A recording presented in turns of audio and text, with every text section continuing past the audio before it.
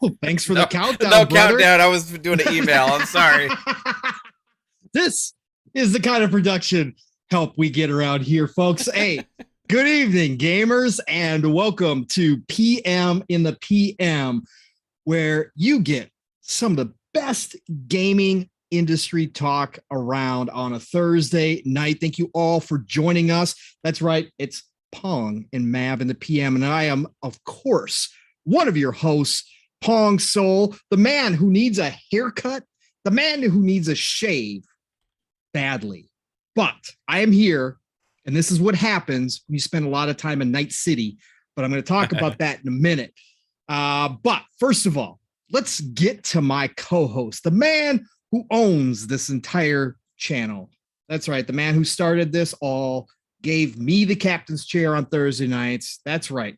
To your right, to my left, the man, the myth, the legend, Mr. Fun Speculation, aka Mav. How are you doing, brother? How has your week been? Other than busy, of course. Have you played anything? I think you've been doing some sports ball on the old video game system. Sports ball? Are you referring to that trailer, Game Pass trailer that hit today? Sports yes. Ball. Yeah. Sports ball. Yeah. Man, how you been, brother? Doing pretty good, dude. Yeah, I'm feeling better now. I think the sickies are gone. You know, so that's good. That's good. That's good. No more snot nose. Yeah, no more snot nose.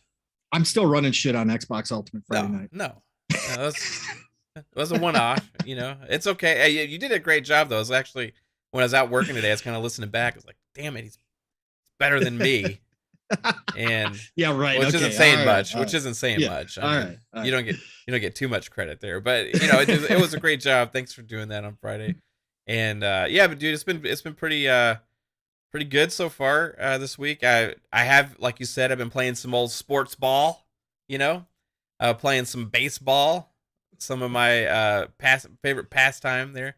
And do you listen to Credence though while you're playing MLB The Show? I will now. You know, here's the thing: when I was streaming it, I have to turn off like the licensed music and stuff, and it's like I don't want to go through the list and figure out what's licensed and not, so I just turn it all off, and then I'll put it on some like music that's copyright free on the PC or whatever. So it's just kind of random stuff, but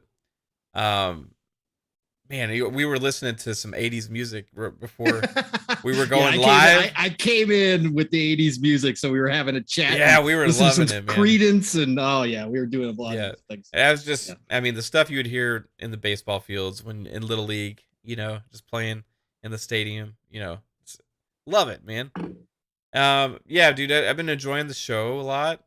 Really solid this year. I haven't spent a whole lot of time with it, but I do like hopping into like that Diamond Dynasty mode and just doing like the objectives, you know. Sure. Because they're like short little gameplay sequences, and that's what I like. You don't get stuck playing like a 9-inning game, you know. So I really like that aspect of it. And I feel like the controls this year for MLB The Show are a little bit more solid than they were last year. I don't know if it was something with them being the first year on Xbox, but it just was something not 100% clicking with me with the like input. Maybe there's an input lag or delay or something. I don't know, but whatever it was, last year I had hardest time hitting and stuff than I ever have in an MLB The Show game. But this year it feels more like responsive and fluid, and it feels like the best controlling MLB The Show I've played, honestly. So really liking that. And man, dude, wouldn't you know it, but I'm having a hell of a time with WWE 2K22. Now, Kate was gifted this game by amazing community member Crazy Louie, right? And of course, shout out to Louie. We game share, obviously, right? So I get to play it too. But man, we've been having a blast, dude. We were playing in bed last night. Facing off, going through the different wrestlers. I finally unlocked Goldberg, and she got Bret Hart. Nice. So we each got our favorites, you know, and went against each other. Awesome time. And it kind of like rejuvenated our interest in wrestling a little bit. So like we even went back, and I noticed on Peacock we have access to all like the WWE stuff. So we're kind of checking some of that out, kind of seeing where it's at now. But yeah, dude, WWE 2K22 is a fun time. It is simple. We're able to have like real competitive matches between each other. She kicks the shit out of me sometimes, you know. Nice. Yeah. It's a blast. We have a lot of laughs. I was like my character was going down a ladder last night because we were doing like a backstage brawl, and there was this big ladder, Yeah. and she was going down, and her leg like got stuck, so she's like going down her ladder, and her leg was like hitting all the rung or the whatever you call it on the way down. The rungs. Yeah. Yeah. And yeah, dude, we've just been having a blast with that too. So, but that's pretty much what I've been playing this week. Other than that, just chilling, working, and having fun. So, what about you, Pong Soul? You still? I know you've been in Night City, like you said. You haven't shaven in 2 months. No. You've been lost there in Night City. Yeah, man. It's been a crazy couple of weeks. I have now rolled credits on 3 games, and Mav, you know how rare that is. And obviously I've mentioned it on every show I've ever been on that I'm a grazer is what the official term in Microsoft is. And I don't finish games, right? There are very few games. In this past 2 weeks, I finished 3. Tiny Tina's Wonderlands, which of course we spoke about last week. Absolutely fantastic. Just an awesome game. Gone back in there.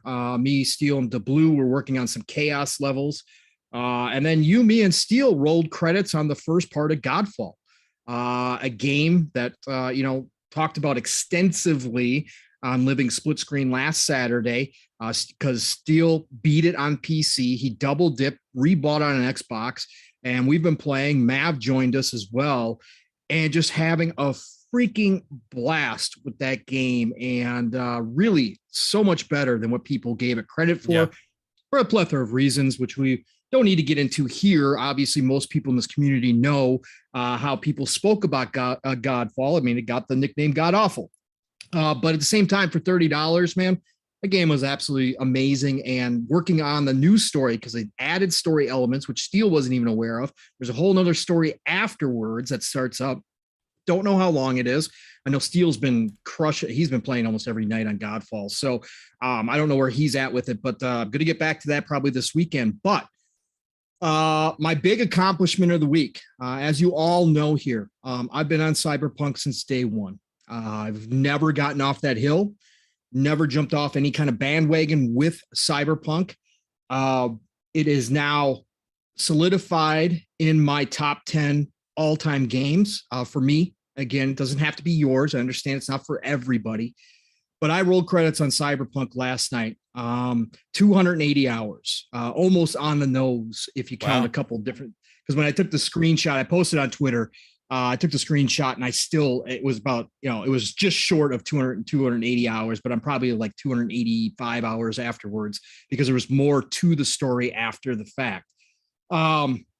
So yeah, I rolled credits on Cyberpunk, and maybe we'll talk about this in a little bit with kind of some of the announcements that CD Projekt Red came out with today. And we might even actually get into speculation town. I know you and I didn't really talk about this, Mav, but we might get into some Sony speculation later, including CD Projekt Red. So, but let me tell everybody this. When it comes to Cyberpunk, I told everybody last week when it was on sale for $5 to go buy it. Even if you didn't plan on playing it right now, stick it on your shelf.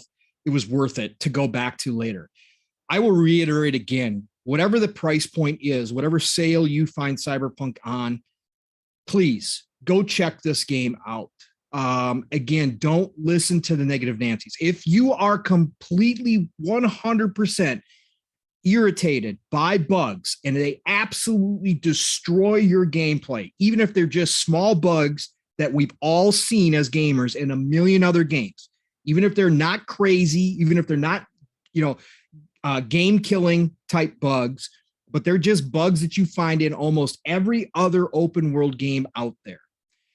If you're one of those people, then stay away from Cyberpunk. But if you're not, and you like open world games, and you like story, and you like character building, and you like side quests that have meaning, please go try Cyberpunk and give it a real shot, because this is an experience I don't think as gamers you want to miss out on. Okay. And I'm being very serious about that. Again, I can only speak for myself, but I'm just letting you all know now that I've rolled credits, The ending in this game, no spoiler alert, but there is an ending to this game. For everybody who said decisions don't matter in this game, first of all, I'll argue that point with you. Could they have meant more? Could there have been more decisions that really meant something? Could your life choice in the beginning actually do more to the game than it did? Yes, sure, absolutely. Okay, I'll hear that. But this game is so big. There are so many moment-to-moment choices in some of the side missions. And these side missions are so well crafted, as we know CD Projekt Red is good at. Not every single one. I'm not going to tell you every single one is. There's plenty that are forgettable. But there's so many in this game that are so well done that there's those little moment-to-moment choices that you have to make in some of those are impactful. And then your overall, how you choose things within the game during the entire game also can impact the type of ending that you get. Right? There's multiple endings. I think there's 7, I want to say. I went with the secret ending. Okay. I got the secret ending because I had made certain choices that allowed me to do that earlier in the game. And that ending on that game, it's up for debate. It's opinion. Okay. Just like movies, just like anything else. Right? We talk about games that are just pure fun, like Tiny Tina's Wonderlands that also have a funny story that are great. Talk about games that are just pure fun, like Godfall, that don't have any kind of story. Then we have a whole nother group of games that are deep, that are impactful, that mean something. Again, not to everybody. I get that.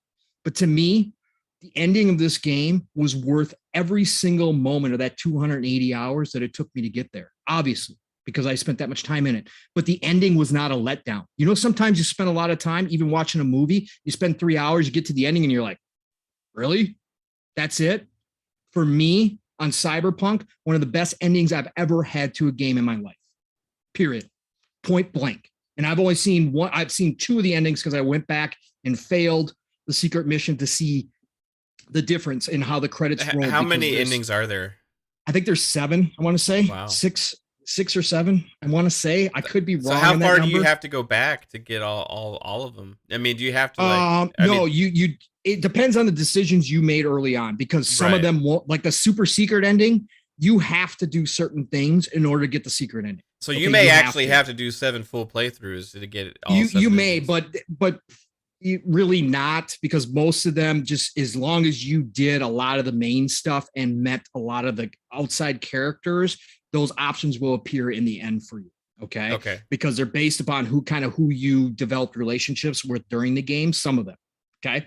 So, but again, for me, one of the greatest endings I've ever had in a video game in my life. And again, I've only seen the one. I mean, I saw the failure one, which really doesn't count. I mean, yeah, it's the end of the game, but it's not really completion.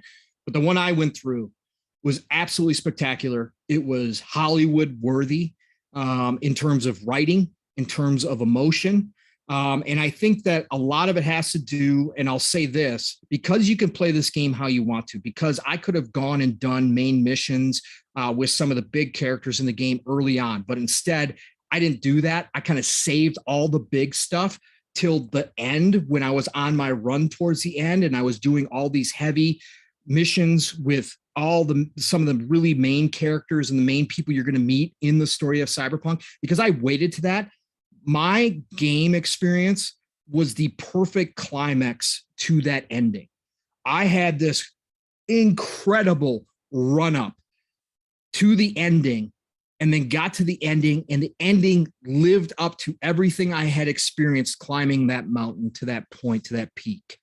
And again, that's very, very rare. It's very rare for me. There's only been a handful of games that have left me where I sat with the controller afterwards, watching the credits, listening to the music for 20 minutes after the game, after I finished the game. And I just sat there thinking about it, and actually went to bed thinking about it. It's been a long time. I'm going back to probably The Last of Us 1, Red Dead Redemption 1. That's how long it's been for me since I've had a game impact me the way that Cyberpunk did. So again, just very impressed. Yeah. Cyberpunk is just a special game. And I hope, they brought up the numbers today, and we'll talk about that a little bit. 18 million people have gotten the game. I really hope people start finishing this game and going back and playing through it. We now know the DLC is going to be out next year. Yeah, I know you do. It's worth it, man. It's worth it. You know, Steel ran through the game, did a lot of the side missions, did all the main missions, spent, I think he got 70 hours in, 80 hours in, finished the game, and had the same exact opinion as me that this game is worth every single moment. I spent 280 and I still feel that way, even more so now that I got to the ending. So sorry I spent so much time on that. But again, when you have these moments, it's rare as a gamer, especially for me, that I get drawn in like that. So yeah, that's awesome that you had that experience, because it's like, I think some people are just afraid for some reason to actually have that opinion or let it be known how much they enjoy a game like that, just because of the negativity that surrounded it around launch. You know what I mean? Yep. And it just like Godfall, right? Like if you enjoy something, you're having fun with it, like it's you don't have to be like part of the group out there that's just, it's cool to dog on something. You know what I mean? If you enjoy something, and some people say that's making excuses for things. I don't see it that way. For me, it's like, if you enjoy something and you want to talk about the positives or the good things about it, then that's cool, because you're putting positivity about there and shining light on some things that maybe other people are overlooking. You know what I mean? It's not necessarily, you're not making excuses for them for what happened at launch with the issues that they had. I came down on them. Right? Yeah, 100%. I'm sad, Mav, that they didn't make the decision to cut last gen out early. Because had they cut last gen out early and put all those resources into this game, we legit right now could have been talking about Cyberpunk 2077 as the game of the year, you know, a year ago, right? We could have legit been talking about it in that realm of a Skyrim, right? You know, of an Elden Ring. We legit could have been, had they not wasted the resources on the last gen. And that's a sad part about this, because again, people love CD Projekt Red. The Witcher 3 cemented them as one of people's favorite, developers. And then they tarnished their reputation by doing what they did, which is inexcusable. How they lied. The management decision to push this game out when it needed more time in the oven, all that stuff. They tarnished it. That's on them. That's their responsibility. I came down on them for that. You can't excuse that away.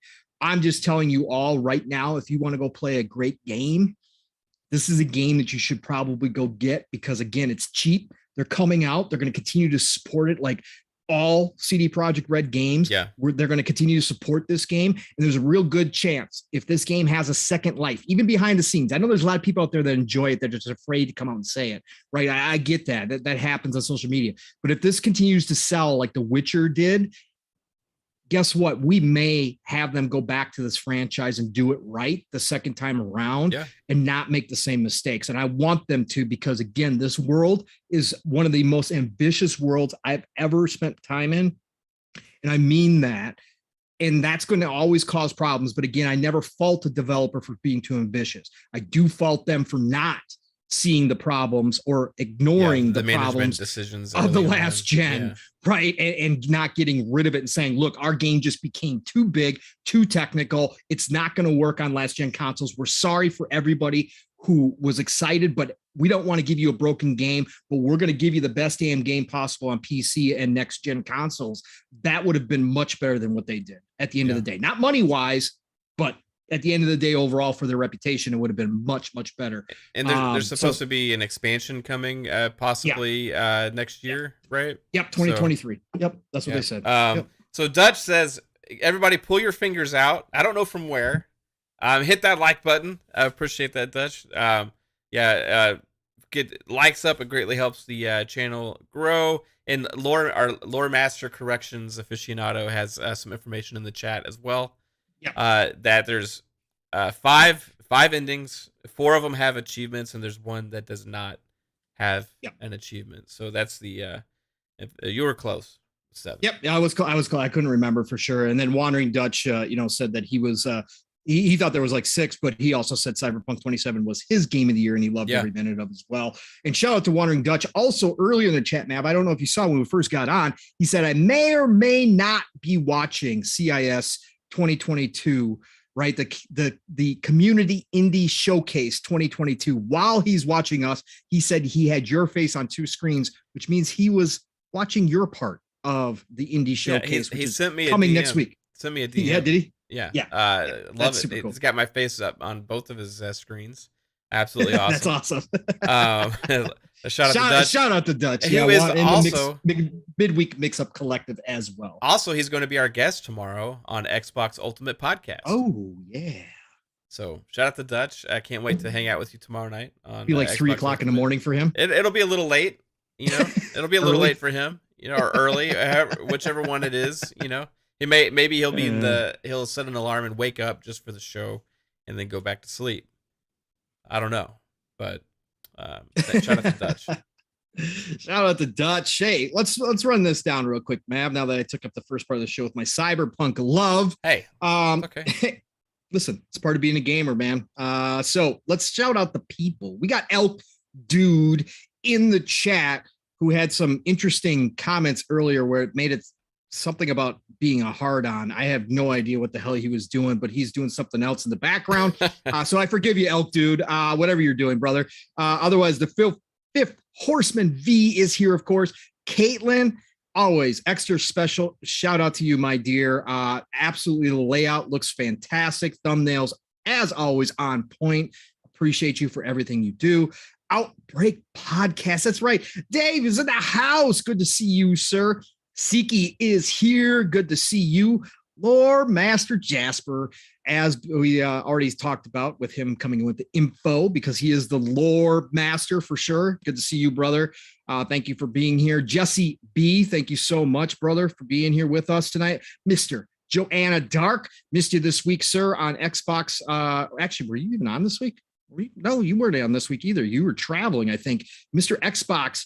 Mr. Joanna Dark is now like Mr. Xbox himself. So he just got, he's going to be working a lot of hours. So he's not going to be on Xbox Factor anymore. I'm going to miss you there, brother, on the weeks that I'm on. But good to see you, sir. And congratulations on getting all that work, man, and working for the dream. Xbox. Yes, Xbox. dude. That's amazing. I was a little jealous looking at your pictures, you know, that you're posting, you know? A little bit. I was more jealous when Sarah Bond retweeted. Yeah, it was like Sarah Bond's like, oh yeah, I think I work in the same building as you. Like, come on. It was awesome. It was awesome. Tony Grasso. Listen, let me tell you something, brother. I don't know how the heck I wasn't following you on Twitter, but I think that was a mistake. I think Twitter did one of those unfollows because all of a sudden I was like, in my suggestions on Twitter, there's Grasso, and I'm like, I'm following Tony Grasso. Come on, man. No. So I had to go back and follow you. Sorry about that, brother. The Blue One, shout out to you again, playing some Tiny Tina's with myself and my brother Steel Rain. Thank you for being here, sir. Razor NZ, always good to see you. Rain of the Third Eye, brother. Been a while. Thank you for joining us. Shizno Elite, my friend, always in here. He loves Cyberpunk as well. I do know that for a fact. Ray Oid, great to see you. Who else? We got Andrew Cullinane is in the house. Thank you for joining us. Maddie Byrnes, always listening and lurking, sir. Great to see you in here. Appreciate you stopping through and saying hi. Only on Xbox. Awesome to see you, my friend, as always in the chat. Even though I see none of you as much as I used to, because I can't be on chat like I used to be. I miss you all, by the way. And I think I got everybody so far that I've seen. Of course, Jigga J showing up in the house. Thank you, Jigga J, for being here. Good to see you. General Spartan 27 as well, bringing his face on through. Oh, Mav. Pong, It is pong. April the 14th. Yeah. It has been kind of a slow week news-wise, right? Yeah, a little bit. Not a whole heck of a lot going. So where should we start? Well, should we just start with a big kind of topic? Because you and I are kind of excited about this. We had a survey last week about some of those games that were announced. Oh, you're right. We did actually. Yes, we did. About some of those games that had been announced, like older franchises making their return. And one of them, brother, is a fan favorite, one of our favorites from back in the day, of course, and it's Need for Speed.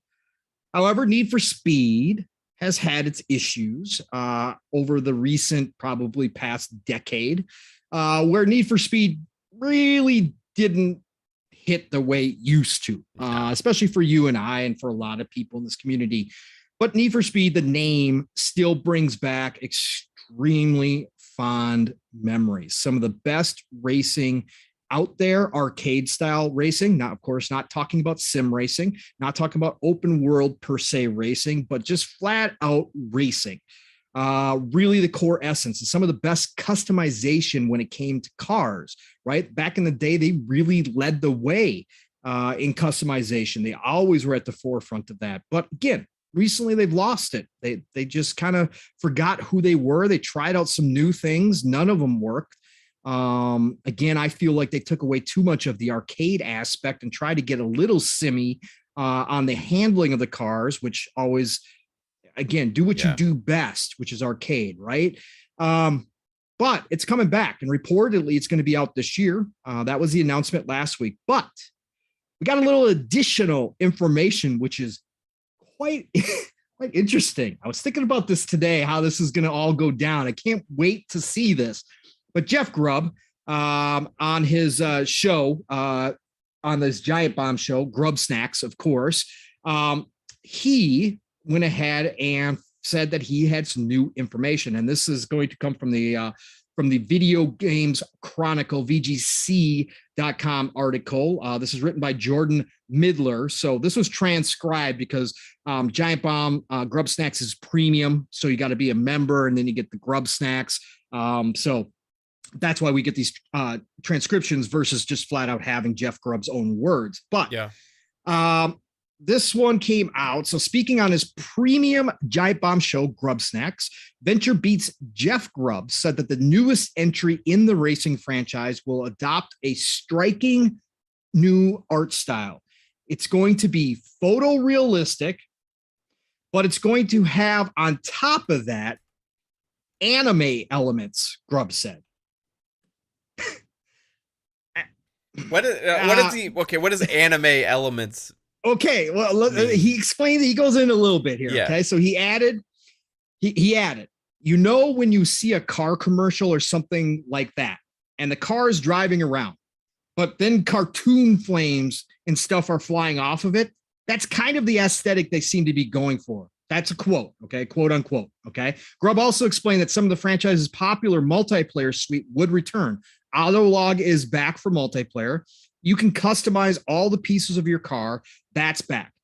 He said Autolog was in the game social network in previous Need for Speed titles that would allow players to access multiplayer content, which anybody who's played Need for Speed is familiar with that. Finally, Grubb claimed that the game would be set in a fictionalized version of Chicago called Lakeshore City.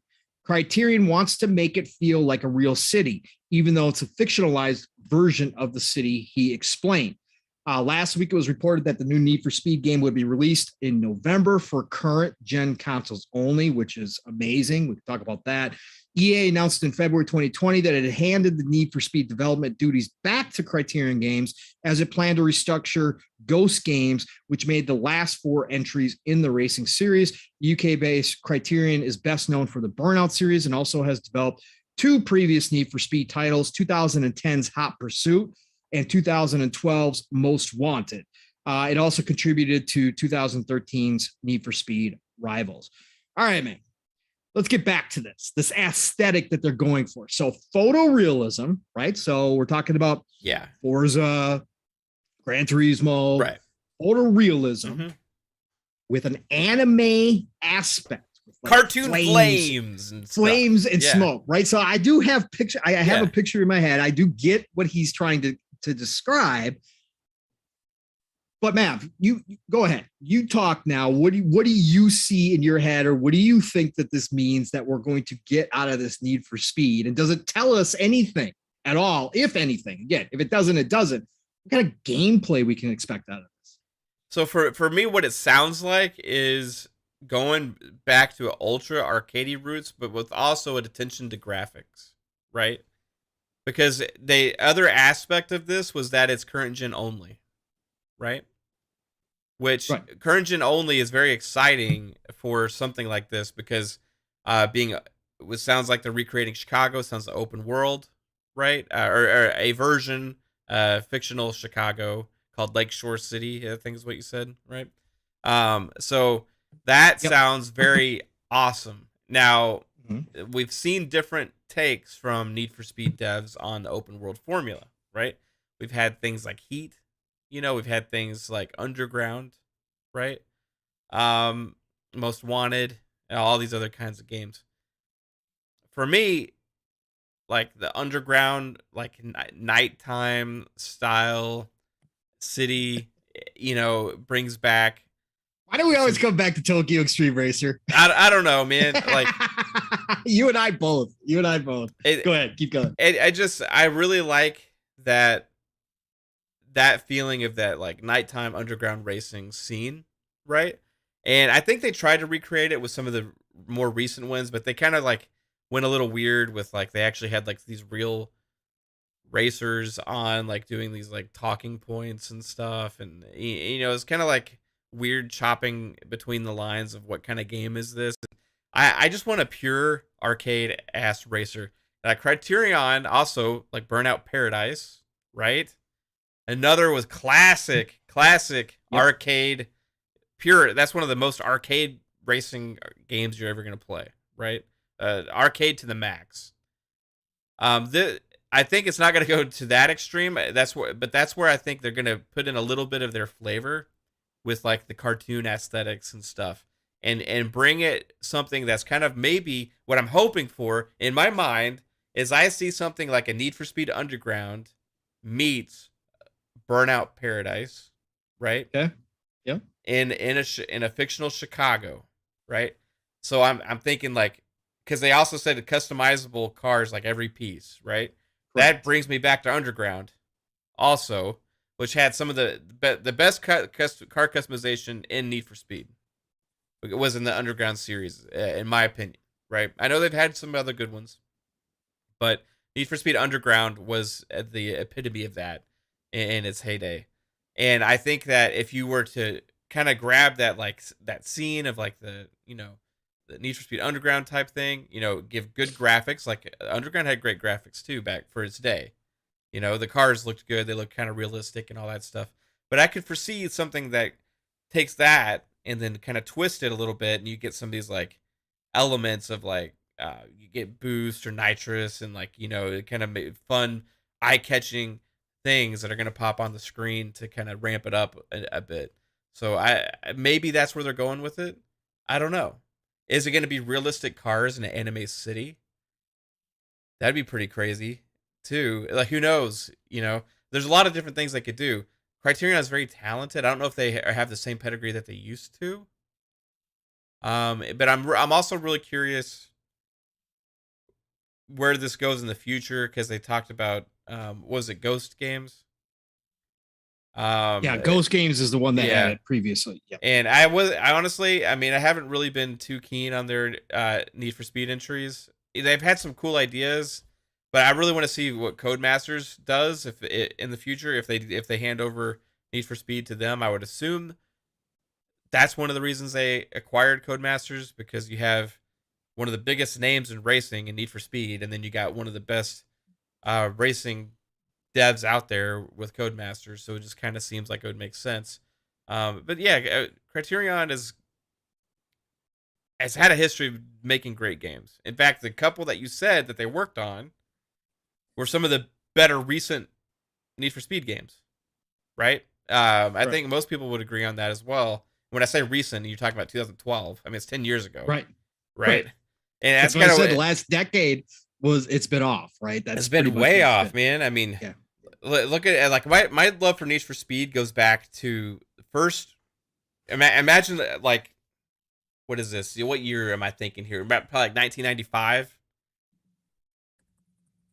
And all of these new consoles were coming out, right? You had the 3DO, you had like the Jaguar, you had like 5 of them all trying to release at the same time, okay? And we had this store in Dallas. It was called Incredible Universe, okay?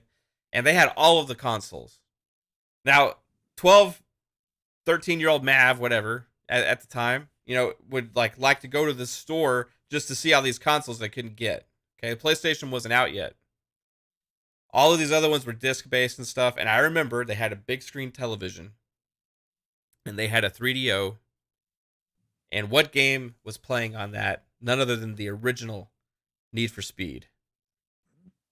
In my mind, at that moment was blown, and forevermore, Need for Speed was always on my radar and one of my favorite franchises. Now it's had its ups and downs. So yeah, it was 1994, Matt, for the original Need for Speed. And this goes back to the 3DO. Yep. And then it was also launched for PC, PlayStation, and Saturn in 1996. Yeah, I also got it for PC. I couldn't play it on my PC, but I got it for my PC, not realizing I couldn't play it. I mean, it ran like at 2 frames a second, pretty much, right. you know. And I tried to, you know, until later on, you know, I kept trying to do that because, you know, the PC you could get the racing wheel and stuff. I really wanted to be that cool kid that had all that stuff, but it just didn't work out. However, later it came out on the PlayStation, right? And the PlayStation 2. And those were like the heydays for me for Need for Speed, right? I mean, me and my friend used to just like go to the opposite ends of the track and then drive as fast as we could towards each other and see who could make the other car flip. Because it was one of the first racing games that actually had collisions where you could actually cause cars to flip over and go crazy and stuff. So love for Need for Speed. It goes back. What is that now? That's 26 years.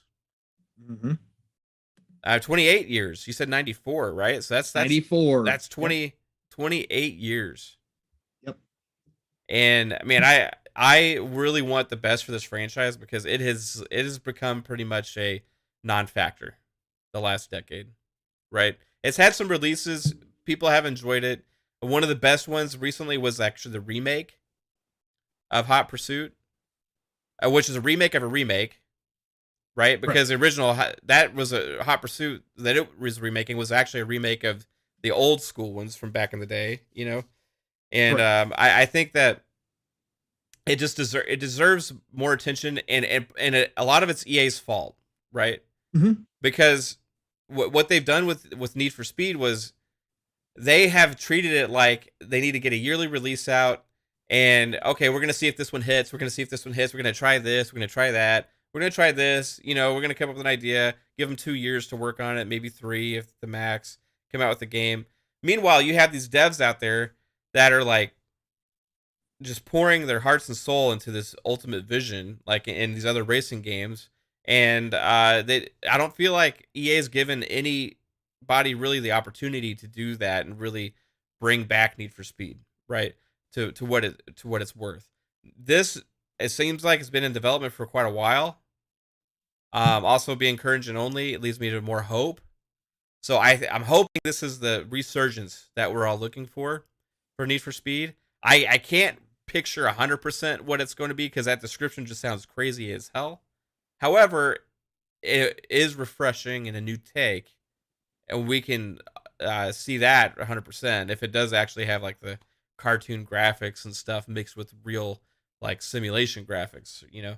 So I don't know, man. Is this like, has this piqued your interest more, or are you still thinking, okay, this is more of just experimenting and they're gonna, you know, see if it clicks, see if it doesn't, more of what they've been doing with Need for Speed the last 15 years? Yeah. First of all, I shout out to Invader who showed up in here. Great to see you, brother. Shout out to Indie Gamer, of course, showing up here. Great to see you, brother. Thank you so much for dropping in here. And Mike Sperling also dropped into the show. Thank you all for saying hi and coming on through. And Jigga J, yes, the first title I ever saw on PS1, which was at a mall when they were showcasing the PlayStation 1 before they brought it out. They had this huge, there must have been probably 25 systems set up where you could try games, was Battle Arena Toshinden. One of my favorite all-time launch titles for any system I've ever had. Battle Arena was so freaking cool. But I remember still to this day experiencing it with my girlfriend standing there going, is this really good? Yes, it's 3D. It's you don't understand. It's 3D. Yeah. We don't have, you know, anyways, I digress. As far as Need for Speed goes, of course, man, I go all the way back to the beginning as well with this, but certainly this last decade has not been it. When I hear what Criterion's trying to go for here, again, I have an image in my head and I see it. So I kind of get it. I think that the cars are going to be realistic. I think that the city is going to be realistic as well. And I think everything's going to be highlighted with this anime / cartoon style of experience, right? So depending, it's going to be used in ways to stylize, whether it's neon lights or whether it's when you're drifting, the smoke, I can see it being cartoonish or anime style, that kind of stuff. When you hit the nitrous, flames coming out, whatever the case may be, I could see that happening. This is interesting. I'm not saying I don't like it. This is interesting to me. I want to see how they pull it off and how far it goes. If it's little details, or if they are actually going to be experimenting a lot more with it and including it in a lot of different areas. But I think the realism is cool, and I think that the building it around Chicago, even though it's fictionalized, is very cool, because the highway system in Chicago is amazing. And I knew the minute you talked about the nighttime setting, yes, I hope this has a full day and night cycle. I think that would be awesome. Like legit, like, and I know we've seen it, like if you can race at certain times at night or where the case may be, but just say you're driving around, I'd like to see a full daytime, nighttime cycle with sunset and everything. I think that would be super awesome if Criterion throws that in there. But this says to me that Criterion is going to go back to focusing on the arcade side of things. If you're going to throw in cartoonish stuff, anime style highlights, whatever the case may be, that tells me that you're definitely going back to your arcade roots, which is what I hope for when it comes to Need for Speed. Again, I think they got too far off track. I would also like to see Criterion to specifically go back to those games that they worked on, Hot Pursuit, Most Wanted, and take those elements. I want the boss battles back, right, in a big way, right? I want it like like Tokyo Extreme brought kind of to the racing world, where you had to fight that boss, right? Most Wanted, working your way up that chain of ranked racers, was an absolute freaking awesome time. And I want that back as well. I would love to see Criterion do their accidents, but we already know with licensed vehicles, they're not going to allow it, which is still weird to me that these car companies care what happens to their cars in a video game. I just don't get it, but whatever, it's there. So they're probably not going to, but I'd love for them to take what they, did in Burnout and have those like really dramatic crashes. That would be awesome, but they're not going to do that. But I do want them to have some of those dramatic moments. And again, I want them to get back mechanically to the fact of, look, this is straight up an arcade racer. Yeah. We're not trying to be anything different. If you are drifting at 180 miles per hour, that's cool. Go ahead, pull it off, right? No big deal. Even though legit that can't, that's not realistic. We're going to make it realistic, because again, when you got into races, especially with traffic, and that kind of scenario where you're in and out of traffic and you're trying to beat somebody to the next checkpoint or to the end, pulling off some crazy moves in and out of traffic, around corners, all that kind of stuff. That was one of the best memories, right? When you're getting chased by cops and you're ditching them through traffic, right? And you're pulling off insane stuff that you could never do in real life. That's what Need for Speed was about. And I want them to focus on the cop stuff too. I don't care how you do it. I don't care if you make it a completely separate mode if you want to. The Hot Pursuit stuff was fantastic when that's what they specifically went after.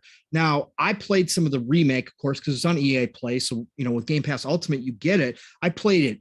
They changed some things. It didn't feel the same. I went back to the old one as well, and you could tell the difference. Like, they messed with the controls. And again, they took out some of the arcadiness. It was a little too real. Look, it wasn't real, because again, it's not like that. But what I'm saying is they introduced, it didn't feel as supernatural driving those vehicles as it used to. And I think they need to get back to that. But when they focused on the cops versus the racers, and again, you could be a cop and call in the helicopter, call in the spike strips against either the AI or your friends. Bro, that was some of the best just laugh out loud times ever, as it's just insane. I really hope they get back to that in some shape, form, fashion. I think that needs to be in there and highlighted. But yeah, I'm excited for this. I think this is, again, Need for Speed. The name is one of the pillars. Like you said, we're going back 28 years. 28 years this franchise has been around. Yep. There's not too many video game franchises like that, right? That survive all of that. And they've been through so many different iterations. And this past decade has been a downtime. I just really hoping Criterion goes back to the basics again, restarts this franchise. I want to see the customization. I want to see that underground customization again, where I could make my car my absolute own in all shapes and sizes and forms. I want to see that applied when I'm racing again, but don't take away from that arcadey aspect. I just would love to see more of that feel come back to the Need for Speed franchise. And just again, don't try to get cute. No need for a movie type story like we got in Payback. No need for any of that garbage. Give me racing, man. Let me race. Let me race against my friends. Let me race against the AI. Let me be earning my way up the racing charts and have to battle racing bosses. All that kind of, bring all of that back. And please, Criterion, if you're listening to this or somebody says, hey, that PM and the PM, those guys, Pong and Mav, were talking about your new game coming out. Listen, guys, go look at Tokyo Extreme Racer and just do that. Yeah, hey, let's go. Man, do come on. Somebody just copycat Tokyo Extreme Racer and bring it to life, like, again, That company still exists that makes those games. They have, like, mobile games. They do mobile now. Mobile, but, yes. Somebody buy the IP or just create something, man. I want to see Tokyo at nighttime. Now, Chicago at nighttime. Chicago Extreme Racer. Chicago Extreme Racer. Let's go. It's called Chicago. Just do that. Chicago Extreme Racing. Yeah. Let's go. Chicago Highway Racer in Japan. Yep. Need for Speed Extreme Racer. That's fine too. Yeah. Just use the Need for Speed name. Need for Highway Racer. I would love it, Mav. You and I both would. But no, look, Mav, I think at the end of the day, we just want Need for Speed to be the best they possibly can and to give it back to Criterion. Ghost Games did not do well with it, which is fine. Again, not every developer, is a perfect fit for any franchise. And they kind of proved that they were given plenty of time. They were given plenty of chances and they just didn't pull it off. So give it back to somebody who is very good at what they do in that space and let Criterion go to work and get this done. Like I said, eventually, Mav, if they can bring Need for Speed back, I would like to see them do a kind of a combined effort between them and Codemasters on a Need for Speed and see what they could come up with. I'm not talking about both entire teams working on that, not working on anything else. I'm saying just take a portion of Criterion, take a portion of Codemasters, bring them together and brainstorm where Need for Speed can go and see what they come up with. Because I think both of those, they both bring different elements when it comes to style and mechanics, but both of them have such a great pedigree when it comes to racing arcade style games in different settings. I think they could both come up and lend to the creation of something special when it comes to Need for Speed. But at the end of the day, I just want Need for Speed back. I want to get excited again for a day one Need for Speed release and go, absolutely, I'm dropping into that. I'm going racing, right? Yeah. That's what I want. It used to be automatic. Automatic. You know what I mean? Instantaneous. So the other aspect, again, I touched on a little bit, is there is a lot of hope because they have axed or decided not to release on last gen consoles, right? Correct. Yeah, that's what I was going to bring up next. Yep.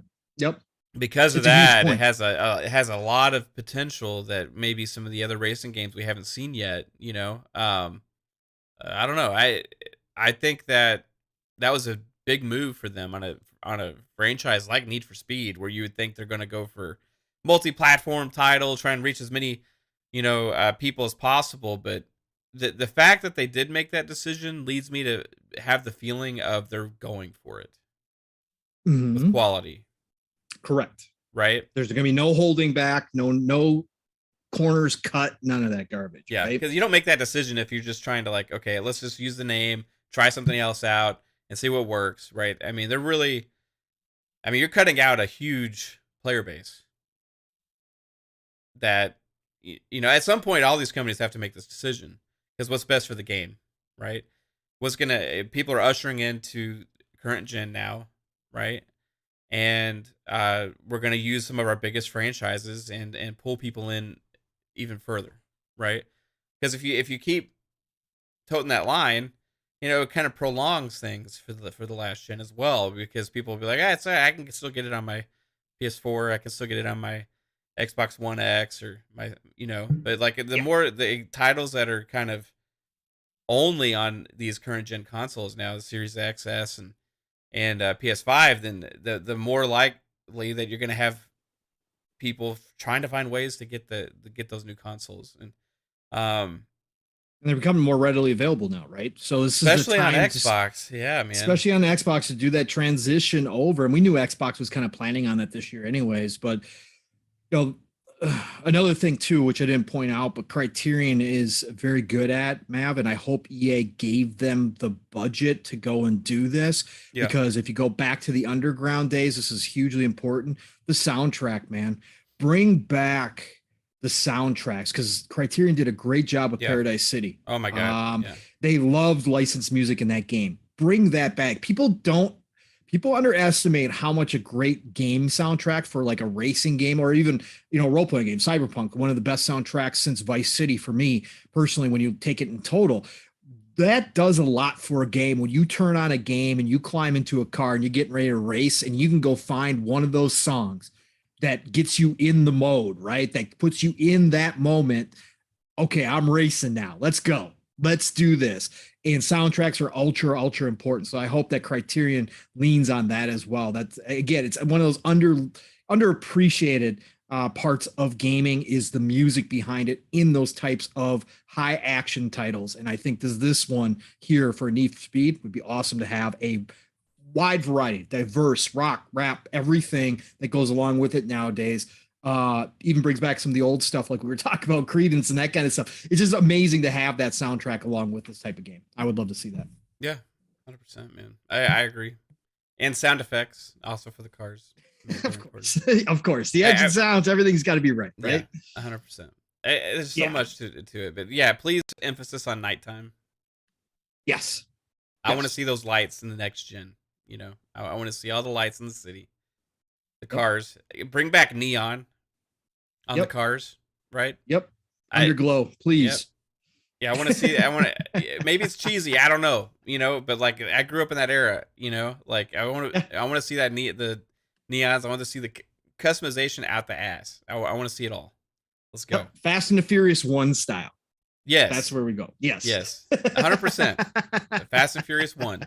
If you're looking for a reference, make it a throwback game.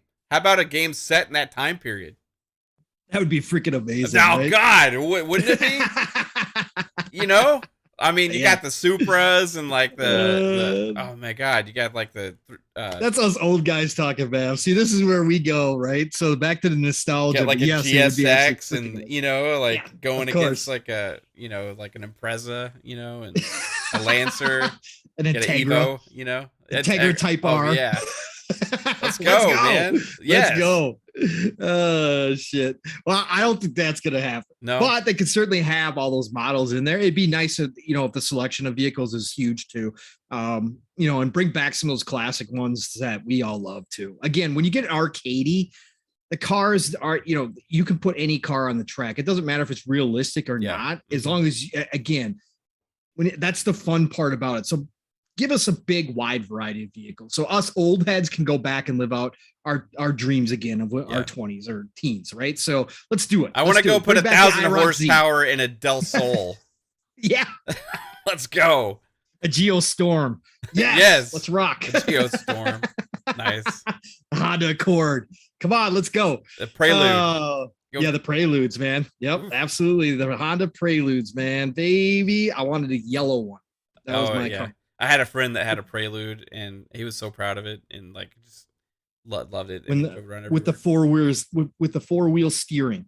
Remember when that was a thing? Yeah. Where the back tires would turn a little bit. Oh my God! So, oh, bro, I wanted one so bad. Prelude SI with 4-wheel steering. Let's go. Let's go. Oh man. Yeah. So hopefully we do hear more about that. Obviously, if they are planning on launching it this year, we should get something right around E3 time, right? So whenever EA does something, this could be one of those games they partner with Xbox too. It might show up in the Xbox showcase whenever they're going to do it in June, right? This would be a perfect time for that partnership. Bro, they could get the marketing rights to this. Yeah, because they got, Xbox, I think we're all pretty concrete that they're going to have Motorsport this year, which is that, going to be that dedicated sim racer. And Yep. you know, they could highlight. You know, they got a great partnership with EA. You know, they could really highlight that arcade racing game for Yep. this year. You know, Need for It'd Speed. be huge.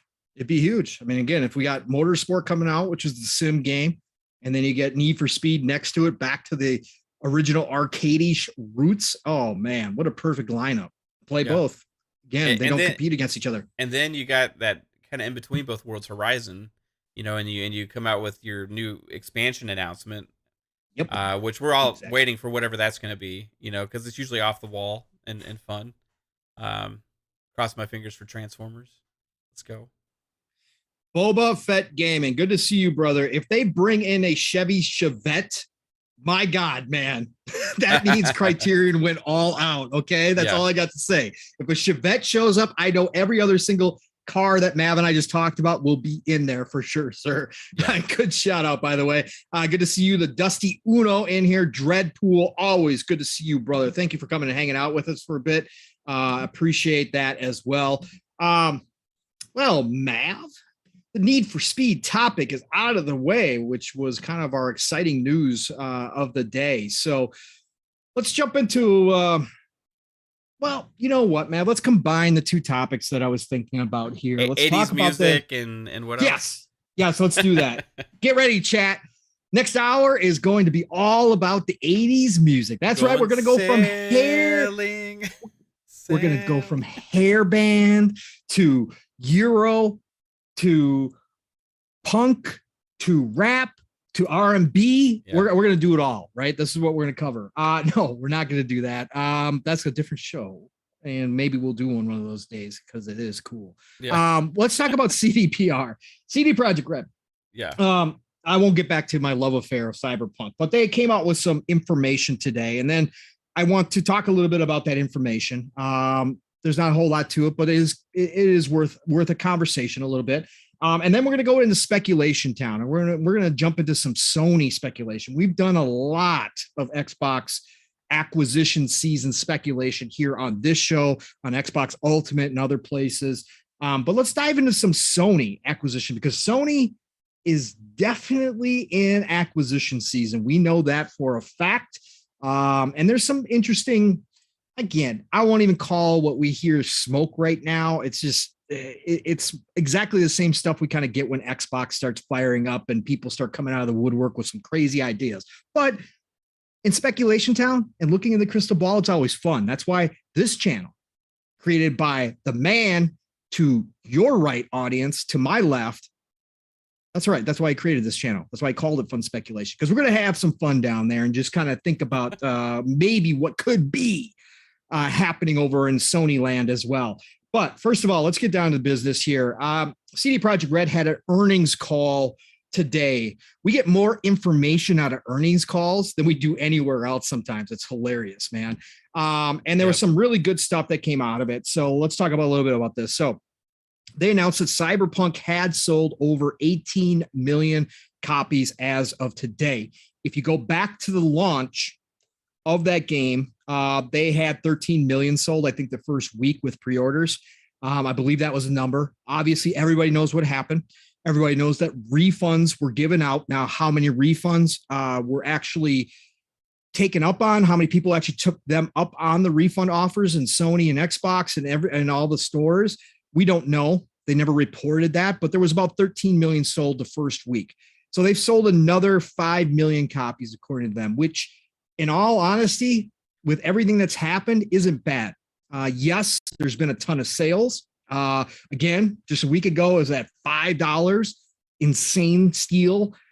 So a lot of that might be coming from there, but get 18 million, not bad at all.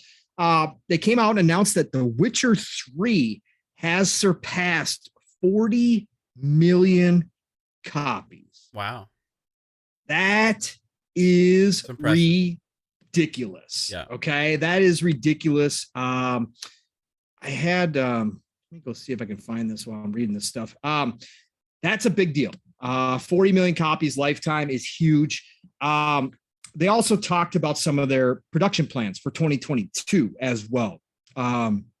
Development work on Cyberpunk 2077 expansion development work on a new Witcher game based on Unreal 5, which we got the news of that last week. Yep. Further support for Cyberpunk 2077. Development work on the next gen version of The Witcher 3 Wild Hunt, which we will touch on here.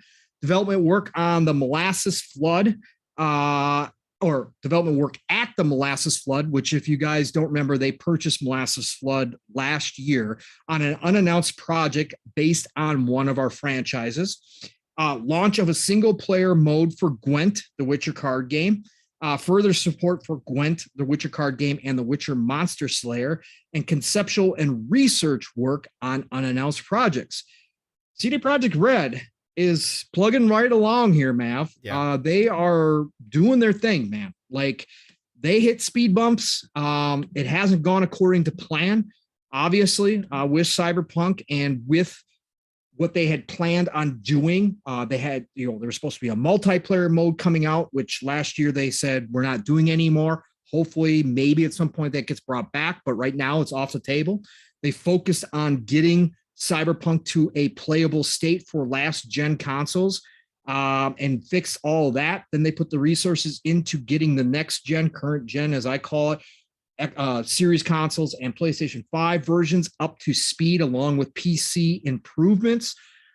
And all that kind of fell behind. Again, pandemic plus everything else kind of going on and how much work they actually had to do kind of slowed them down. But Mav, hearing these sales numbers, 18 million for any franchise, especially a new IP, brother, that's still a damn good number at the end of the day. Like, that's like for any other company, underneath any other expectations, for a year and we'll say year and a half or whatever it's been since it launched. Those are some fine numbers. People would be happy with that at any other company. Yeah. Now, again, we can say, well, actually, if they had done what they were supposed to do with Cyberpunk, we could be talking about a 30 million seller right now, which is true. But look back at this. Benji Sales put this out too, Mav, and I'll throw this into conversation. He went back and looked at the sales milestones for The Witcher 3 Wild Hunt. Of course, we know the industry is in a much different place now than it was in 2015. Sure. But again, that's still only 7 years. It's less than 7 years ago. They launched in June of 2015, right? The Witcher 3 Wild Hunt had its issues. People forget that The Witcher 3 was not good when it came out as far as performance goes, as far as bugs go, right? They did a lot of work to clean that up. And then they released free DLC, which happened to be some of it better than the original game, according to most people. And that kind of helped smooth things over. But they started out with 6 million sales June of 2015 when they reported it. Okay. March 2016. So less than a year later, they hit 10 million. June 2019, they announced that they had sold more than 20 million. So it took them 4 years to get to 20 million. Cyberpunk is already at 18 million in a year and a half. That's pretty dang good, man. That's all I got to say about that.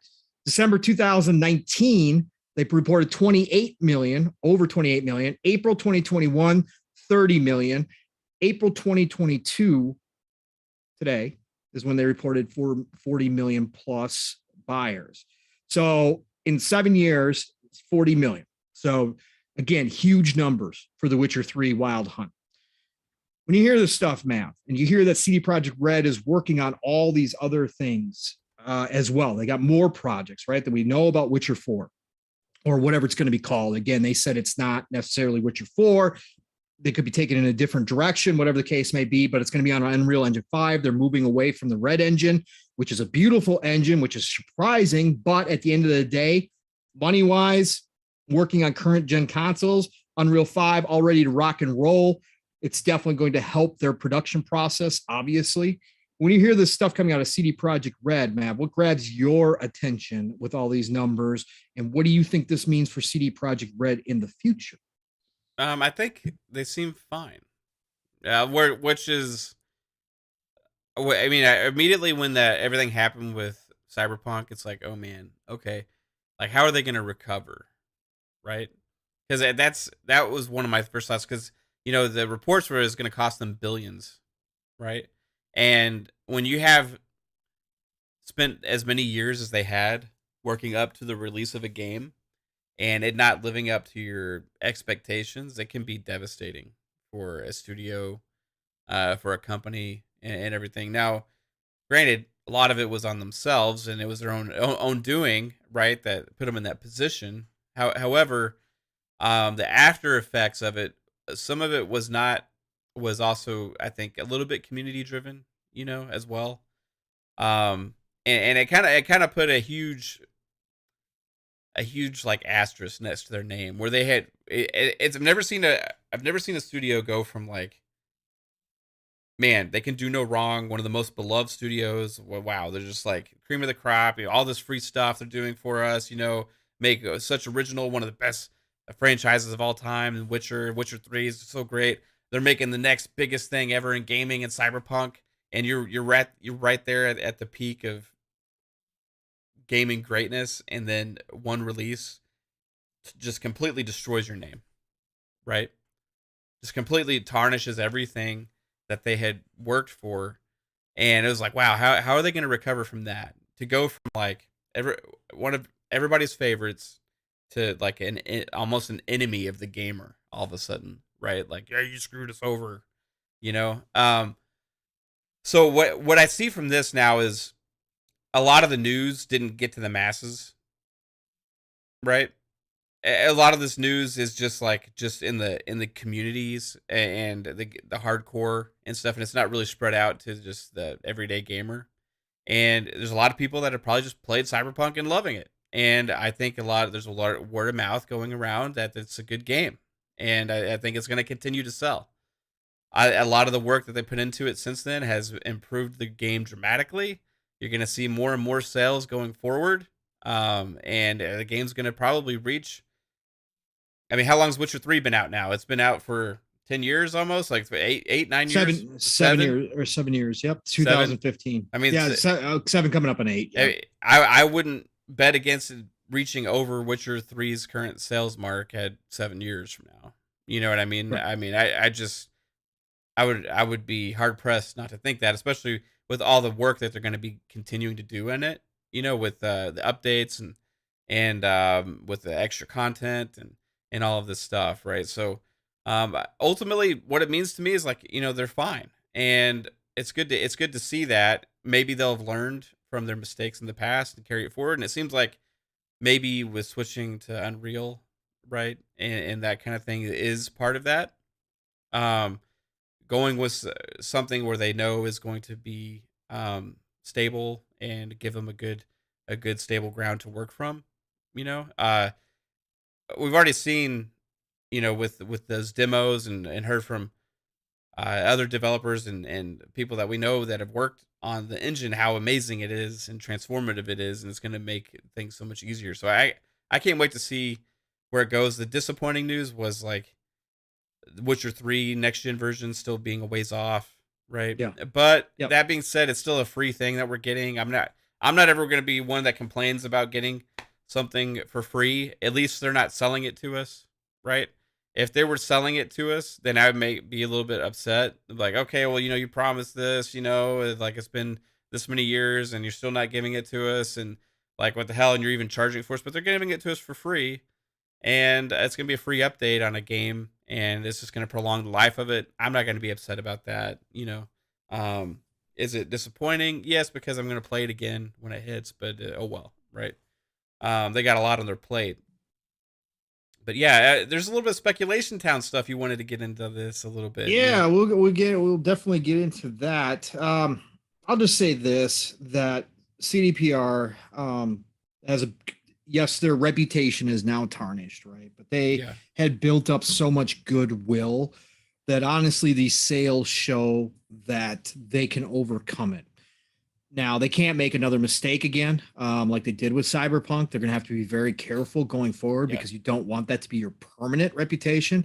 But gamers have a very short memory, as we all know. Okay, gamers have an extremely short memory. And it's crazy how short the memory of a gamer is. It's insane. It is. It's insane.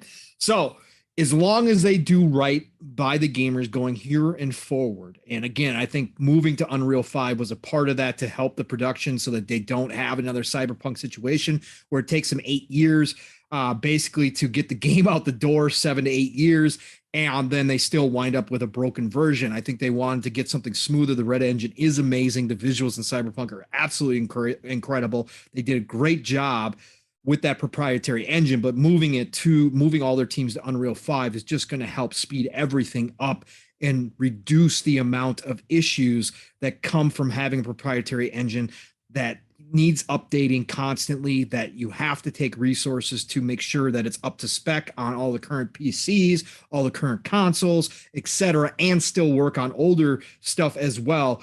I think Unreal 5 smooths all of that out for this incredibly talented studio. Again, take nothing away from CDPR. Their missteps aside, their storytelling, their writing is second to none, and it's right up there with the Bethesdas, the Obsidians of the world. Okay, they're again, make no mistake about it, they are up there. They're one of the last Western RPG style studios out there that isn't underneath the Xbox umbrella. And we're going to get there in a second here with Speculation Town, right? But I just think overall these numbers are great. The delay for the Witcher 3 next gen version or current gen version is definitely a bummer. For sure, 100%. I was looking forward to it. Again, people may not have heard, I've said this on multiple shows. Don't be shocked with my love of Cyberpunk that The Witcher 3, I've attempted to play The Witcher 3. I have probably all told about 40 hours in on all my attempts of The Witcher 3. I could not get in. I could get into the story, love the story, love the side missions, loved all of the character development, the writing, but I cannot get past the actual fighting mechanics. For some reason, they don't click with me. And I've tried multiple times, but I have the Game of the Year version. I was waiting on the current gen patch, and I'm going to jump into it once again in my final attempt to play The Witcher 3 all the way through. And so it is kind of disappointing. However, it was going to come out around the same time Starfield was. So let's be real. Everybody here knows my hype for Starfield. The Witcher 3 wasn't going to get touched anyway, so that's fine. Same with the DLC for Cyberpunk. I can now put Cyberpunk on the back burner. I've rolled credits. I'm going to play through it again for sure once the new DLC comes out. But now I've got, again, that was going to come out roughly around the same time Starfield was. I'm not going to have time for any of those. So again, for me, it's okay. Put them off. That's fine. And so it is what it is. I know a lot of people were looking forward to them, but it is something that is necessary. And again, in this day and age, take all the time you need CDPR because you have to make things right. And you have to make sure that this goes off without a hitch. Even if it is free DLC, even if it's something that you're giving to the community, you know you're going to be under scrutiny when this stuff comes out because of what happened. So you got to make sure that it's right. So I can't wait to see what they do come out, continue to expand. Like Benji said, by the time Witcher 4, or whatever it's going to be called, comes out, they will have over probably 50 million copies of Witcher 3 sold, which is going to be incredible. Like you said, Mav, I think that Cyberpunk will continue to have legs. Whether or not it has the kind of legs Witcher 3 does, we will find out. But I certainly think by the end of its run, it could be in that 30 million, 40 million range. And I think that for a game that came out with so much hate train attached to it because of what happened, that would be an incredible comeback story. And it gives me hope that they don't put that franchise to bed and say we're never touching it again because of everything that comes with it. I hope they will go back to that franchise even after they're done with the DLC down the road. But I think they got a lot of exciting things going on, and I love hearing they've got more projects that they're starting up. Again, I consider CD Projekt Red still to this day right up there with your Bethesdas, with your Obsidians, as far as storytelling goes, as far as character development goes. I love everything about what they got going on over there, and I can't wait to see what they've got coming out next. But let's go into Speculation Town, our favorite place to go. It's rainbows, it's unicorns, it's Tiny Tina's Wonderlands, basically at this point. It's sunshine, it's 75, not a cloud in the sky. And we've been hearing a couple things this week about Sony.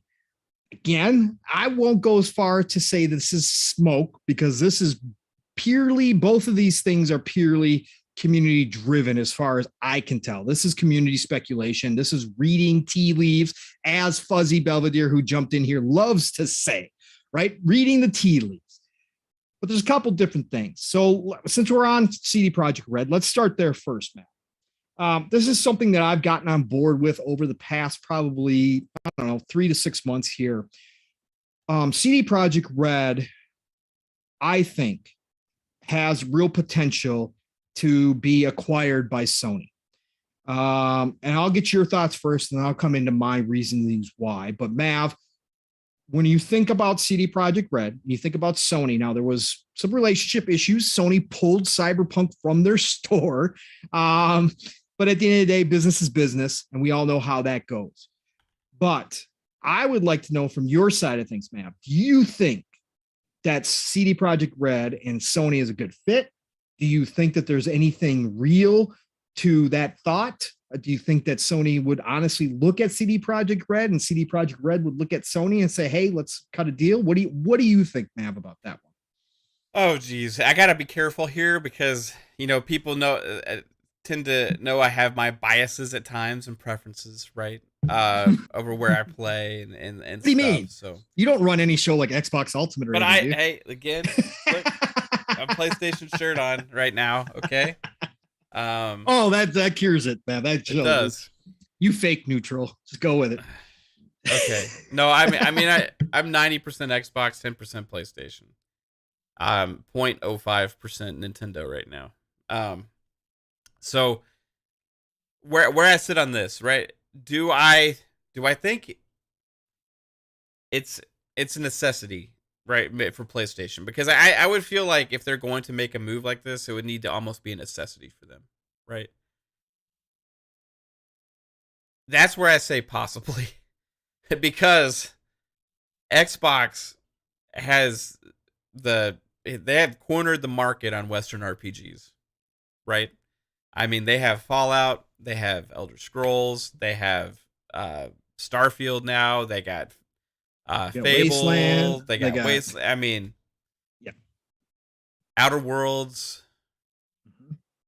They have almost all the big time Western RPG devs. I mean, they don't have BioWare, right? BioWare, which is not what it used to be, but they still have the IPs, they're an right? EA, which the relationship Xbox has with EA, and the EA Play games eventually end up in Game Pass too, so that's still marketable for them towards that service, right?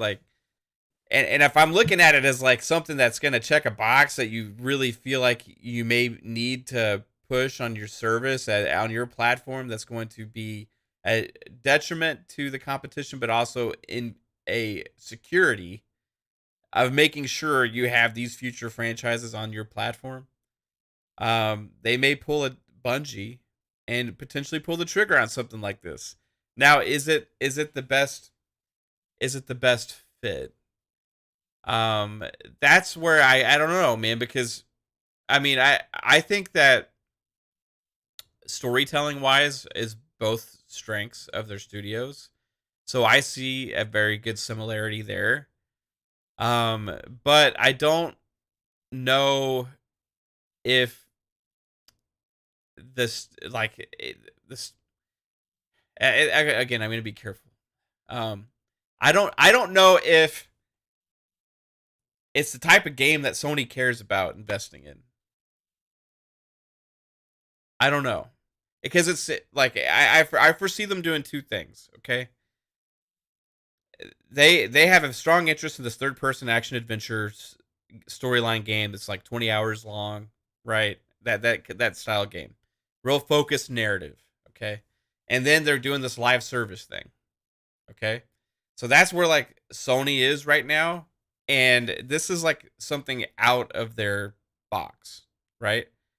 So necessity-wise, as somebody that's saying as a gamer, I would hope that they do have an answer for something like this on their platform, especially if all the other options potentially are going to be kept away from their platform. But I just don't know if it fits their mold, and if that's going to be on their mind. I think it makes sense. The other aspect of it is, like, they've already acquired Bungie. Like, is this obtainable for them, right? Like, I don't know what the market cap is for CD Projekt Red. I don't know if how feasible that is. And if they will, the thing about Bungie is they have that live service model thing. So that acquisition for them meant more revenue that's going, and they're also going to be help them on other games, right? And they're going to be making all the microtransaction money and all that kind of stuff. Where like a CD Projekt Red isn't necessarily that. You know what I mean? It's more of like a traditional big time single player RPG, and Sony just doesn't have that. And I don't know if they want it. I feel like they need it. I don't know if they care about it. I don't know if they want it.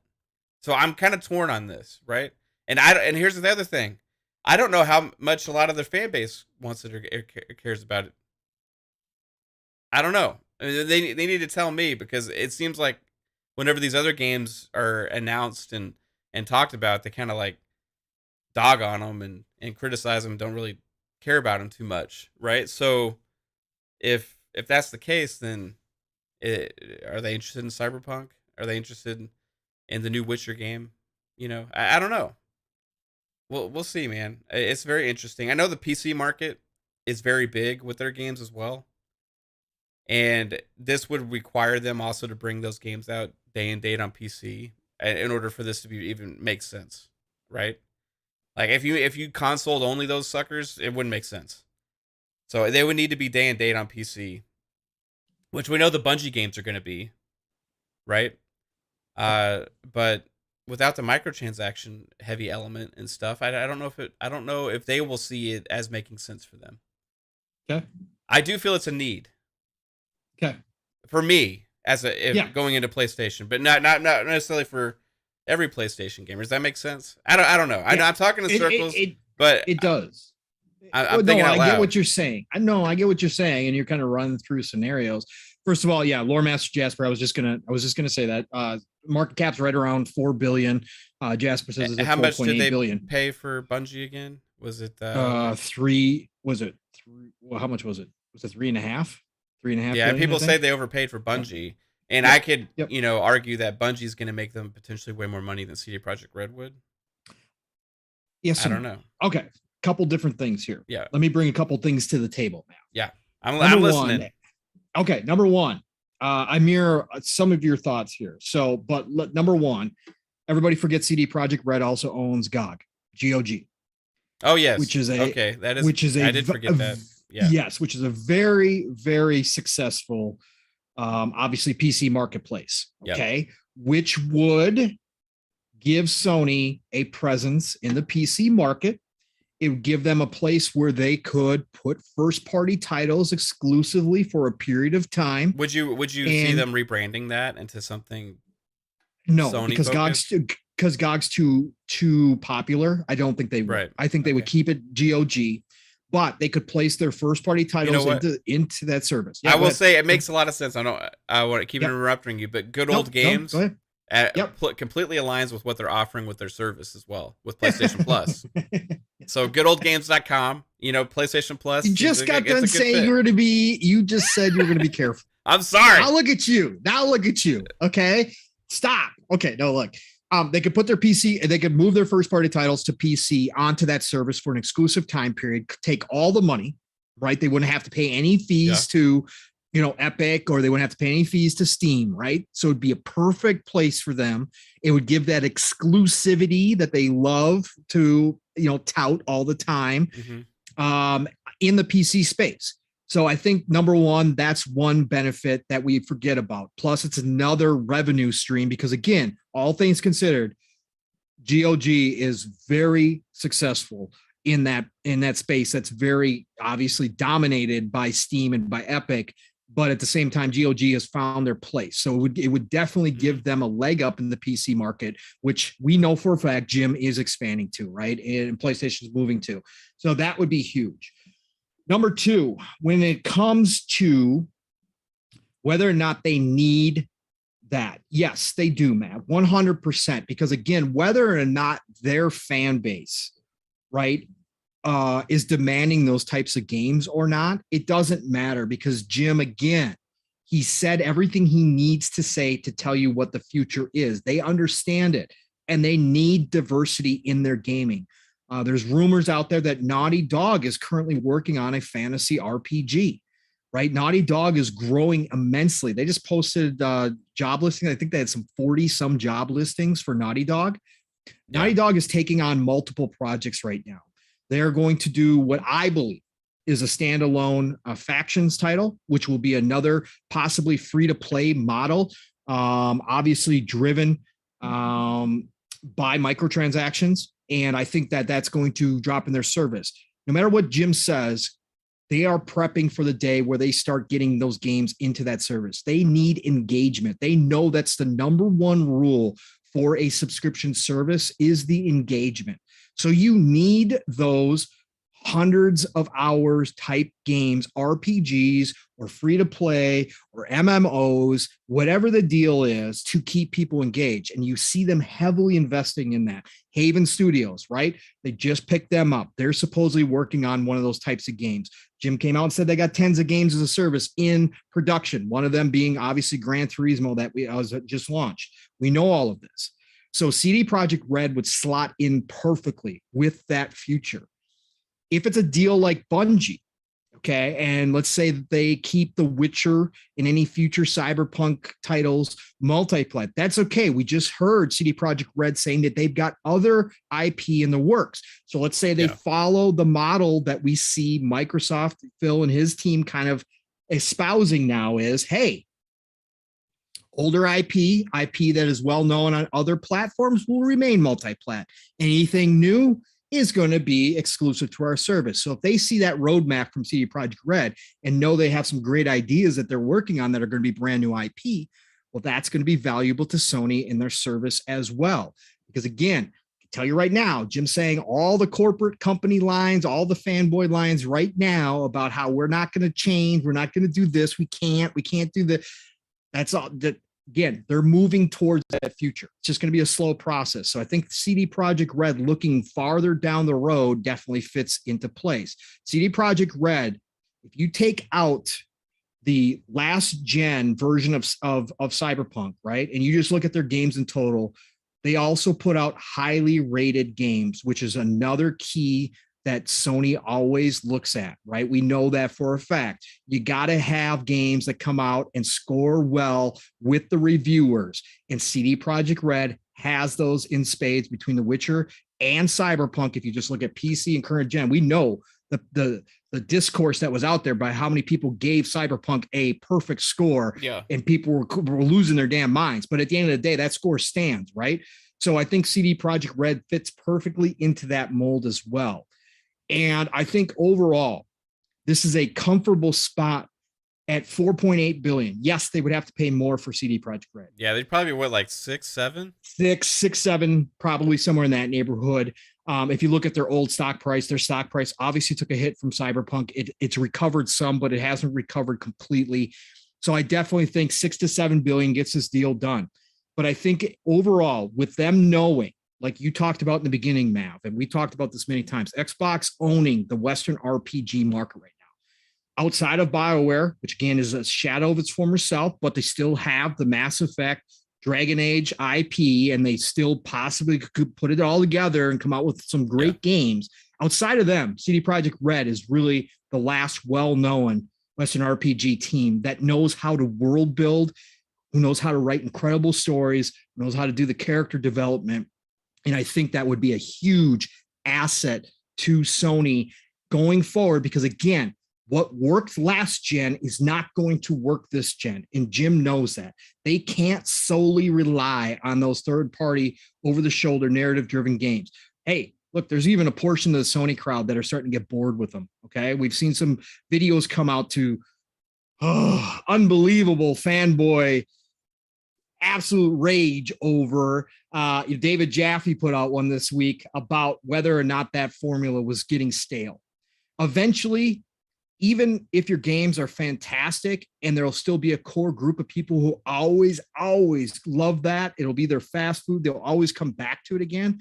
Eventually it will get stale, especially in an industry that changes as much as the gaming industry does. And as much content is coming out from so many different people and creating new kind of loves. We just saw this with Elden Ring. What once was niche in a Souls game is now mainstream, right? And we saw this with roguelites in the past 3-4 years. Roguelites have become ultra popular. You can't continue with that formula nonstop. You got to throw in other stuff. And I think that's what Sony's looking to do here with all this kind of expansion that they're doing. So I think CD Projekt Red in a lot of ways does fit Sony. And that's why I kind of got on board with this over the past 3 to 6 months, is looking at it realistically. And again, everybody can say everybody's a fake neutral. You always have bias. Look, if anybody's neutral, it's me. It just, yeah, sure, I have a bias each generation, but I have not just fanboyed for one console my entire life or one company my entire life. I buy whatever gives me the best value for me. And that flip-flops almost every other generation, right? So again, you can call me a fake neutral, but at the end of the day, would I see this and would I be happy that Sony got CD Projekt Red?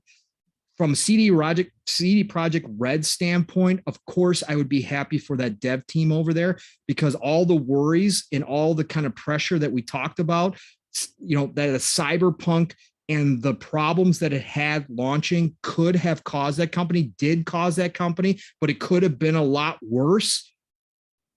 That's all gone when you're underneath an umbrella, even a smaller umbrella like Sony versus an Xbox umbrella. That still gets that off and lets those devs go back to doing what they do best, which is create, right? And so for me, I'd be happy. Would that mean, depending on how they do things down the road, that I absolutely would need a PlayStation? Of course it would. I still plan on getting one at some point during this generation, but with this new CD Projekt Red game coming out, if it was exclusive to Sony, of course I would want to go get a PlayStation because I love CD Projekt Red, that would right? Pull the trigger for you right away. Yeah. Yeah, exactly. So again, I'm cool with it. I think it makes a lot of sense.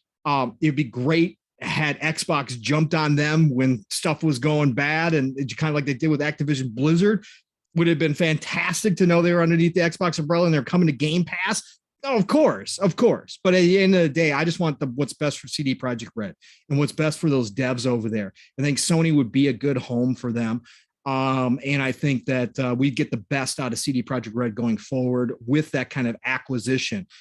Now, again, does CD Projekt Red necessarily want to be bought? That's a whole different story, right? They, again, seem pretty secure. They're starting up new projects. They got all this in the works. Again, GOG is there making them money. And they self-publish too. They self-publish. Yeah. They publish other things. And look, again, when you got 40 million, 30, 40 million sellers, you're doing okay. And you got a brand new IP that sold 18 million despite all of its issues. Hey, you're doing all right, So I don't think they necessarily need to, but obviously with everything going on in this industry, again, how quick things change and what we've seen from a consolidation standpoint, I think it would just make sense from both sides. So maybe not even Sony though. It could be a lot of different publishers. It could be a lot of different publishers. There's a lot that are still out there. Yep, exactly. And again, this is speculation town, folks. Again, I'm not even saying this is smoke. I'm not even saying any of that. I'm just saying that I've heard a couple things on other shows with some people who have known things in the past that have, whether they slipped up or whether it was intentional, they have hinted that they've heard that there's a CD Projekt Red kind of deal in the background. So I just looking at it, I just kind of want to look at it with Mav here because it is interesting, again, from a lot of different aspects as what Sony's going for right now, what we've seen them do over this past year, what they've talked about doing kind of fits that CD Projekt Red would be a good purchase for them so that Xbox doesn't necessarily have that market cornered when it comes to a certain genre of game, which is Western RPGs, which drive huge engagement no matter what at the end of the day. So I think that was interesting. The other one I want to bring up, Matt, and I wanted to get your thoughts on this. This one just kind of popped up this week out of the blue due to a graphic directly on PlayStation Studios website. They have their banner with their biggest IP. Obviously, we've seen those banners all the time. Xbox does it. We see people in the community create banners like that, but PlayStation uses one. Well, out of the blue, you're talking about the Kojima thing, yeah.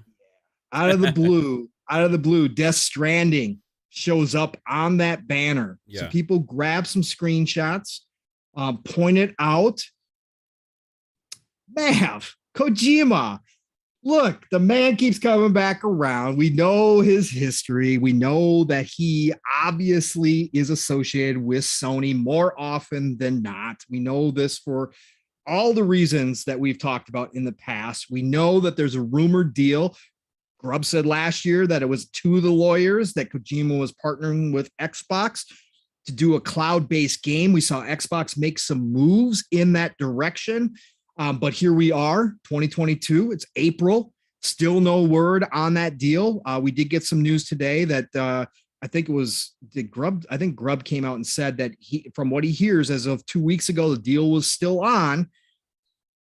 But we know Kojima just moved. We don't know where he moved his entire studio. He took pictures, posted them on Twitter. Everybody was in an uproar about that. He hasn't posted any pictures or any updates concerning where they've moved to. We know that they've been expanding. Kojima Productions has been expanding. They're now hopping into the movies. They want to start movie making a little bit. We know that he's probably taking on multiple projects at this point. Again, time is marching on for Kojima. He knows this, right? And he's got so many ideas in his head, but he fought his way out of Konami. He did not want to be under control. But here we have Death Stranding, which is owned. The IP is owned by Sony. So this could certainly just be Sony promoting IPs that they own, which Death Stranding they do. Mav, you give any credence to this little rumor that kind of sprouted up this week about Kojima possibly being acquired by Sony, joining Sony Studios once for all, and just for good at this point, right? This would probably be the last time he does any kind of move or anything like that. Do you think this has anything to it, Maverick? Do you think it's a bunch of hogwash and was just Death Stranding as one of Sony's IPs? Where are you coming out from this one? I personally think it's just the IP, right? I've seen other guys that are involved with PlayStation shows and stuff say the same thing. I think I can't remember all the games that were on the list, but it did just look like it was just a bunch of different games of IPs that they own, right? Not necessarily one. I don't know if it was one that was meant to showcase that specific studio, right? Or if it was just a bunch of IP. So from what I gathered, it's just a bunch of IP. But who knows, man? I mean, anything could happen. And even if like Grubb says, like, okay, if this deal, like the last you heard is a few weeks ago that Xbox deal is still going through, then even if that's the case, it doesn't rule out the possibility of them Kojima studios being acquired, right? From anybody. And even if it did, that wouldn't necessarily mean that other game isn't happening still either, because as we've seen with other acquisitions in the past, when deals are signed and contracts happen, that they finish a lot of times those projects and those deals, right? Because they've already, been published. Or just have a publishing agreement. They have to, right? Just like, Outer Worlds came out, right? A Wasteland 3, right? A Psychonauts 2. Those games were all released on other platforms after the acquisition had already been announced from Xbox, right? So I don't foresee this meaning anything about the Xbox potential title necessarily. I think it's a little bit of grasping for straws about Kojima Studios and if he's going to end up at PlayStation. I could tell you this, right? That's a good fit, right? Yeah. I mean, 100%. I think if I was to be honest, I'd say Kojima's. That's organic. I would say I would say Kojima's heart is probably with that PlayStation community, because it's kind of like where his franchise has kind of blossomed and grown the most over the course of his time creating games, right? He's had obviously Metal Gear games and stuff come on Xbox as well, but you know, a lot of my memories of Metal Gear and stuff were on PlayStation, right? So would it make sense for me? Also, he has Death Stranding as well, right? Would it make sense for me for that acquisition to happen? I would say yeah, and I would say it makes sense for other publishers and other platform holders as well, like Xbox, because that fills a need, right? Much like the CD Projekt Red thing, right? The CD Projekt Red thing for Sony would be like Kojima for Xbox, right? Mm-hmm. It's like filling a need, and it's not necessarily like what the fan base on that platform has been used to or clamoring for, right? Right. So it's important to make sure you have that, because you're not just thinking about the people that are currently playing your platform, you're trying to attract more people to your platform, right? So if you have these games, it will draw more people in. So that's you know, the case you make for CD Projekt Red and Sony, right? You can make the same case for Kojima and Xbox. But if you were to just say check a box, what makes the most sense? CD Projekt Red, Xbox, Kojima, Sony, right? It's just it seems easy for me to think that's the scenario that it should go. Like if everything was like according to what people's visions are of like where those games belong, right? But ultimately it doesn't matter for me because I'm gonna get to play the games wherever. Right. But I will say that I don't think there's anything to that rumor whatsoever.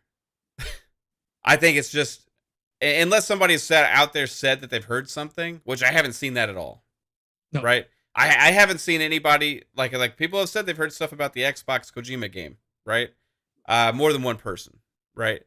No, it's not just Grubb who's mentioned that game several times. The other people have as well. So there's something to that, right? I haven't seen anybody say they've heard something about Kojima and being acquired by PlayStation. Kojima Studios being acquired by PlayStation. I haven't seen anybody say that they've heard something. All I've seen is people pointing to that graphic, right? And if all we're going based on is visuals and graphics and stuff like that, well, you know, there's a lot of acquisitions that should have happened that we've speculated about in the past. You know, Sega, and I mean, you could go on and on and on about that. So I don't really think there's anything to that. I think it's merely just an IP thing. But if it happened, hey, I'd be happy for it. I wouldn't have anything against it. What about you, Pong Soul? Yeah. So with this, I don't think there's anything to this. I think again, Kojima fought his way out of Konami so that he would not be controlled. And I think obviously that he probably does have a more special relationship with the Sony side of things and the fans, because like you said, he did build, you know, his franchises gained a lot of notoriety through Sony. So I think that's there. However, with Kojima and being as eccentric as he is, I think he cares less about fan bases than some devs do. And I think that more so for him is that he wants to try new things and he wants to think out. Again, he always thinks outside the box. That's why we get games that are so divisive, that some people absolutely hate and some people absolutely love. And again, whatever you think about Kojima, and I don't love every single one of his games by any stretch of the imagination, but I do give him credit for pushing the industry in different areas and different paths that nobody's gone before. And I think that again, not knowing Kojima, but just from the outside looking in, I think that he wants total freedom. And I don't think Sony would give him total freedom. Right. I think he would be expected to work on, let's say they went and got the Metal Gear IP, right? They would expect him to work on that. And what is if he doesn't want to work on it? It's been my opinion that I think that's an unfinished story for him, that I think that's one of his original babies and he would want to work on it. But let's say he doesn't. Let's say that that's not what he wants to do anymore.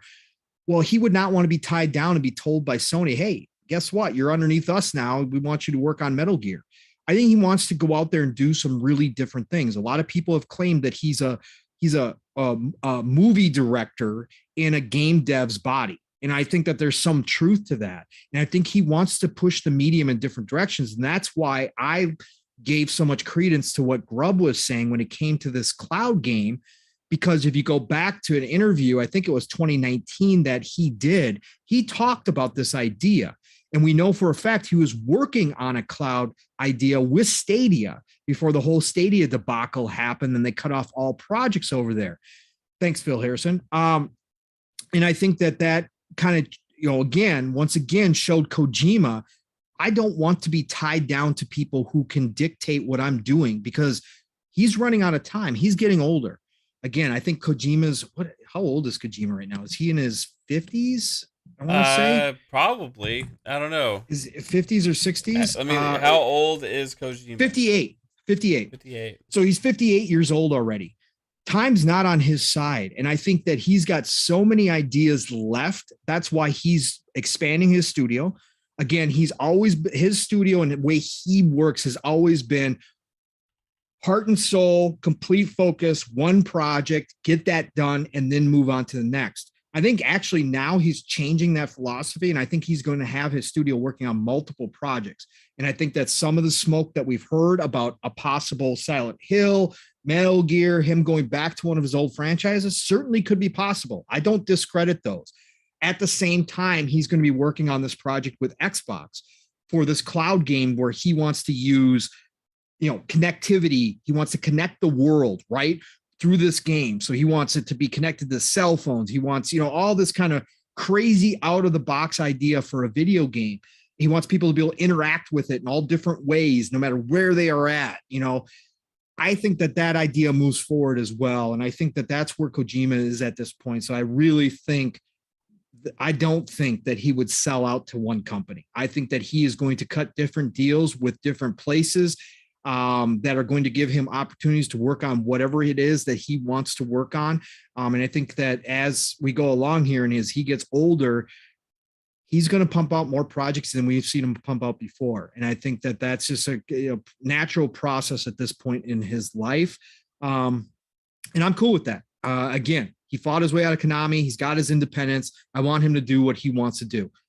If he turns out another Metal Gear that becomes a worldwide sensation, fantastic.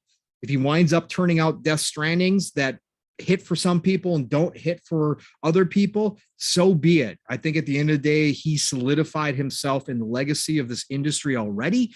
And I think that now it's just about him doing all of these things that he has in his head and getting them done before he no longer has that opportunity simply due to age. And I think that that's something that everybody at that point in their career has to think about and does think about. So I'm looking forward to it. Again, even if it winds up being projects that aren't for me, that I wind up not liking, I just want to see Kojima make stuff. And again, get something awesome, amazing out of it.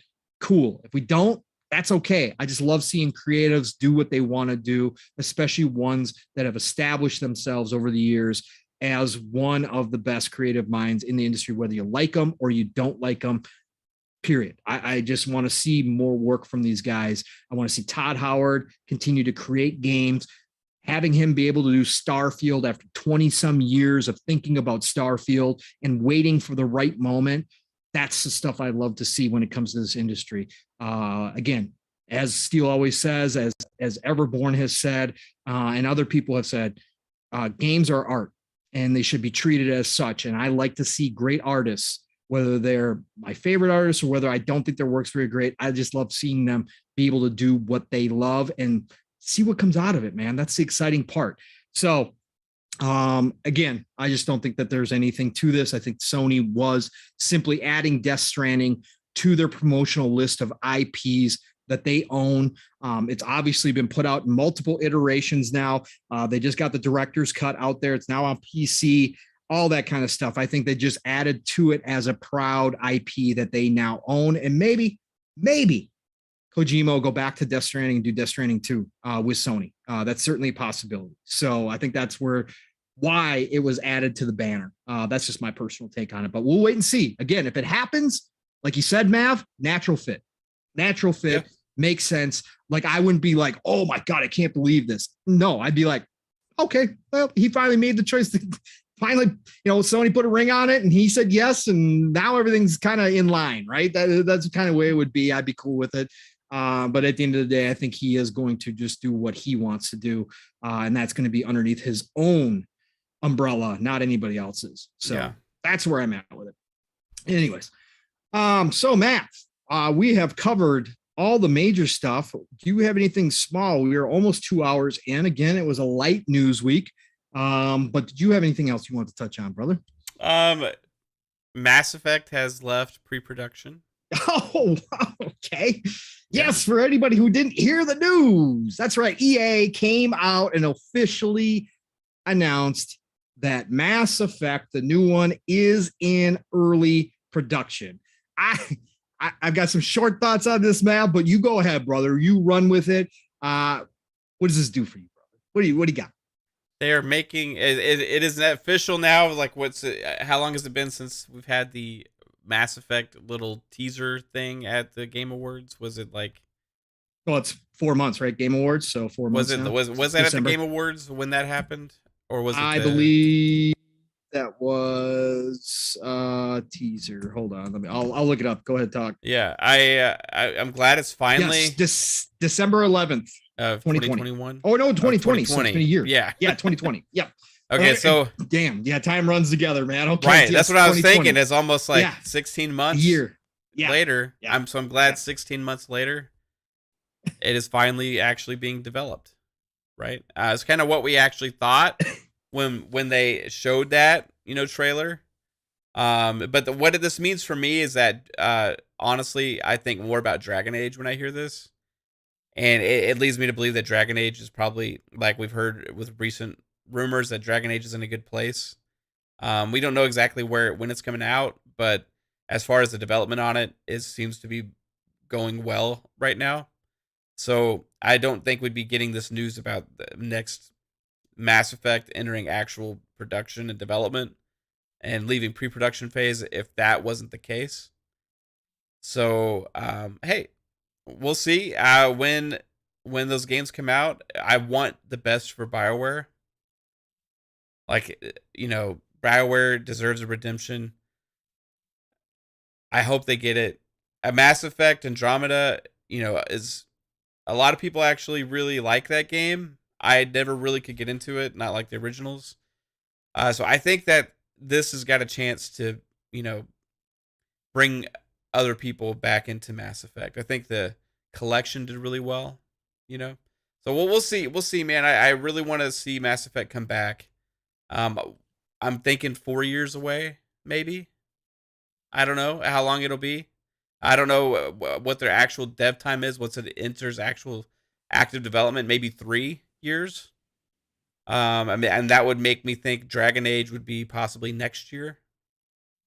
So I would, if I was to assume anything, I would say Dragon Age probably 2023, and then I would say Mass Effect 2025. Okay. If I was to put a bet on it right now, and it seems like things are going better for BioWare than they have in a long time. Right now. I don't know. Do you have anything to add? Better for EA overall, right? Yeah. I think EA's in a much better. Again, they still have their issues, but there's signs that they have learned some lessons. That Zampella has stamped himself all over that company, and that there is some kind of movement. Again, I always say this when it comes to EA, the sports side of things, that's completely separate. I'm talking about all the other stuff that they do. Games like It Takes Two, games like Jedi Fallen Order, have proven that EA understands the value in a different business model than just getting as much money and squeezing as much money out of everybody as freaking possible, right? With microtransactions and monetizing every single game. I think that they've learned their lessons. And again, Zampella has taught them multiple lessons, from the fact that single player games can make money, to the fact that the Frostbite engine is not the be all end all, and that there's some major concerns there. So I think that there is some movement here. And I think that hearing that at this point, Mass Effect is now finally in early production. Like, to me, this says, oh, goody. They all finally decided on a code name internally. So now they can say it's in early production. I don't think we see this game till 2026, 2027. I think that BioWare has to rebuild.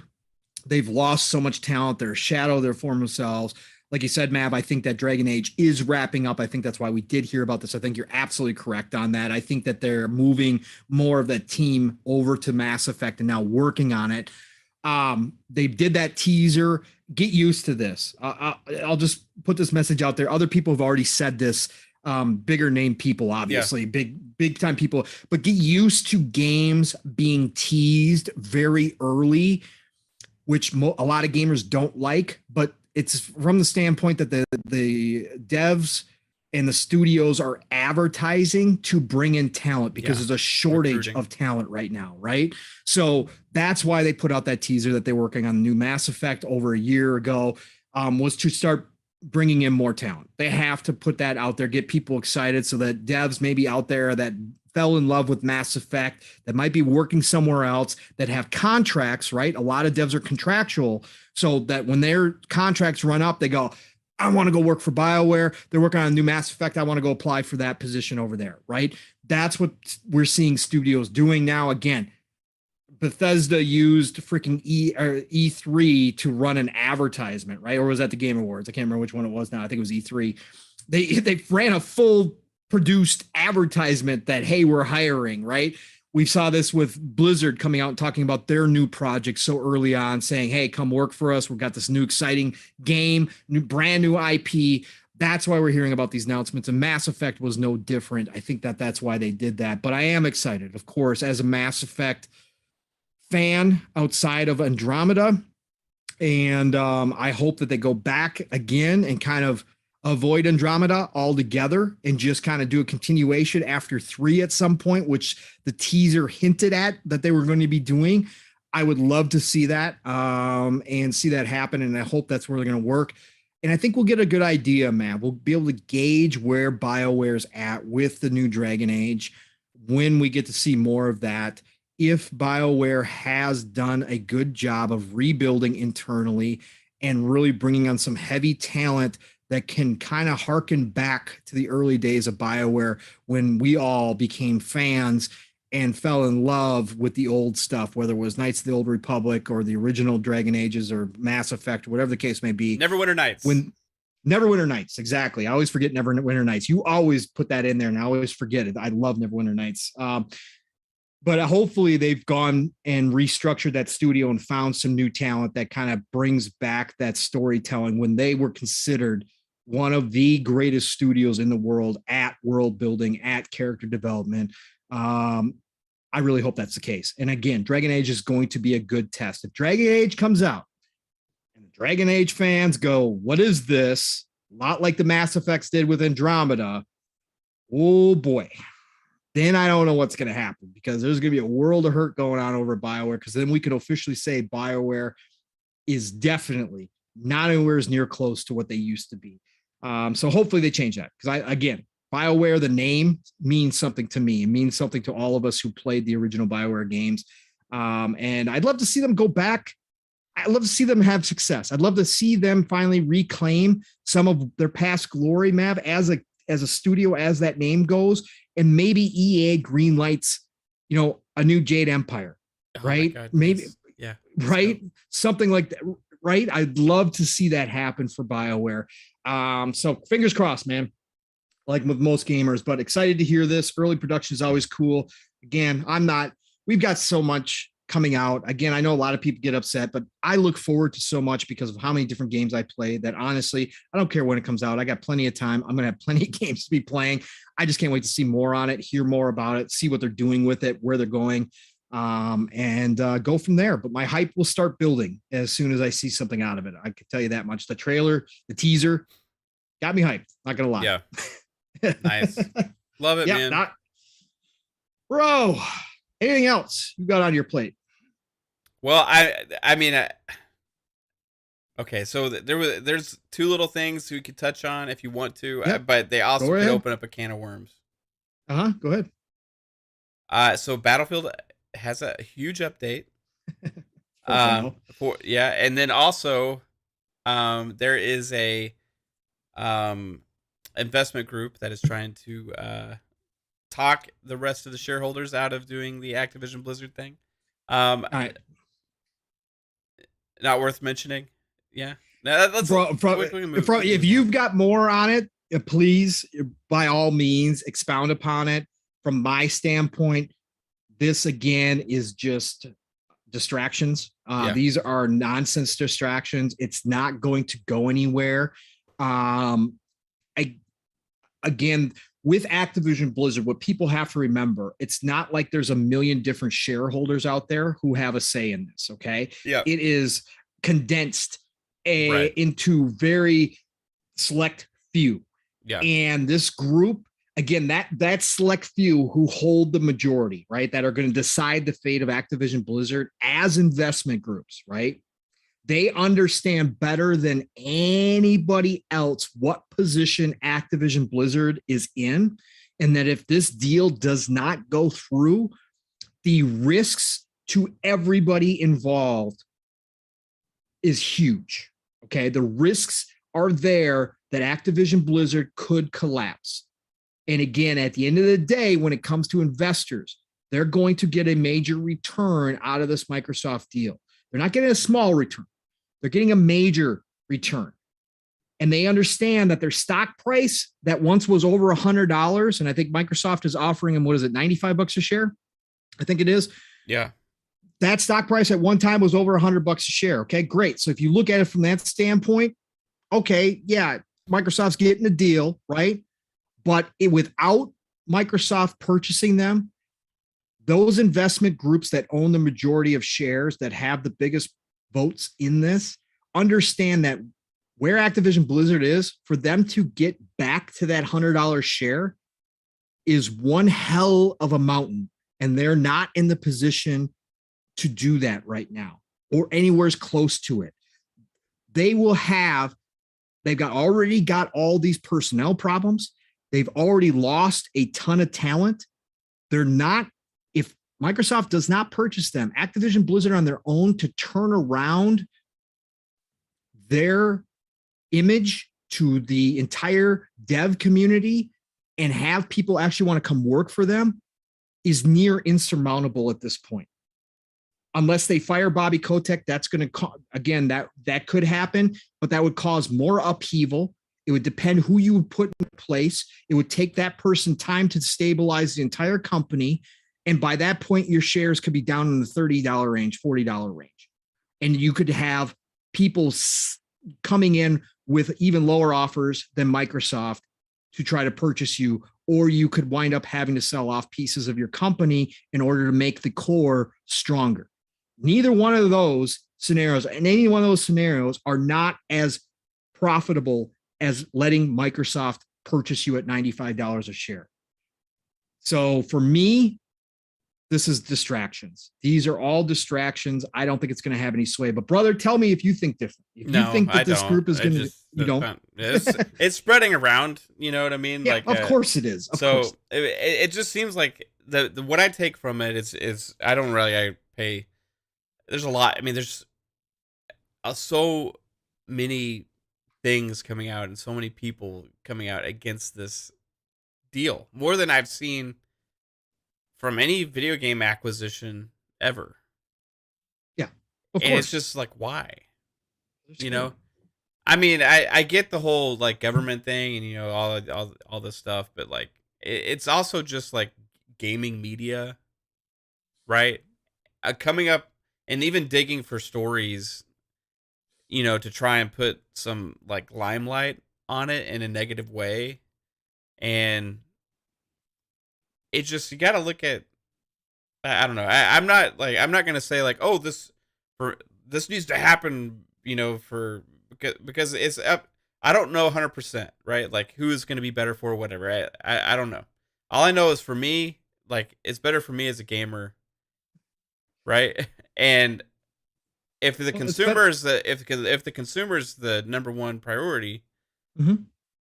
And for me, I'm looking at it and be like, okay, well, it makes more sense for me as a gamer then I can't foresee anybody making an argument that it's worse for the employees of Activision Blizzard. Then I don't understand what the whole scenario is where everybody seems to be so against this, right? Other than just the pure politics of it. Yeah. Right?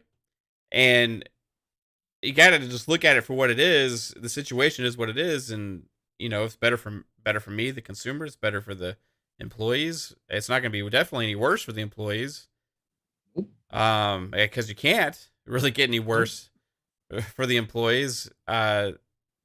If you want to try and use the argument that, well, it's good for Kotick, so that's bad for it, shouldn't happen.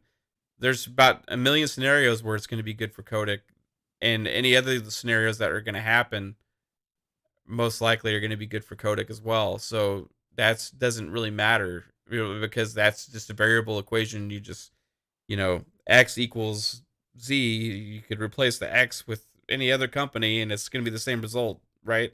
Yep. I part of business. I don't, there's really no thing about Microsoft here making this acquisition that seems like a detriment.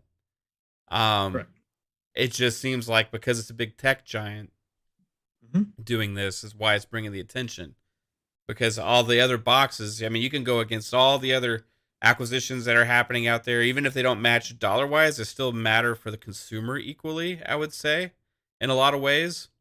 And also for maybe amount of employees at times as well. Like, I just don't get where all these stories and these things keep coming from. Because I've read it. People that say, well, you shouldn't be saying for a company or against a company. I'm not. I'm looking at it for me, and I'm looking at it for the employees. And if that's the two things that should be judged in this scenario, I can't foresee a reason why the answer would be a no.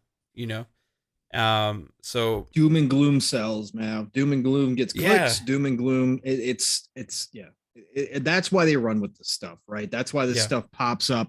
And then again, whether it's the couple of investors that got together that were suing over this deal, everybody wants a piece of the pie. Yeah. Again, this is big. This is $70 billion. Yeah, like everybody wants a piece, man. Everybody wants to get their part.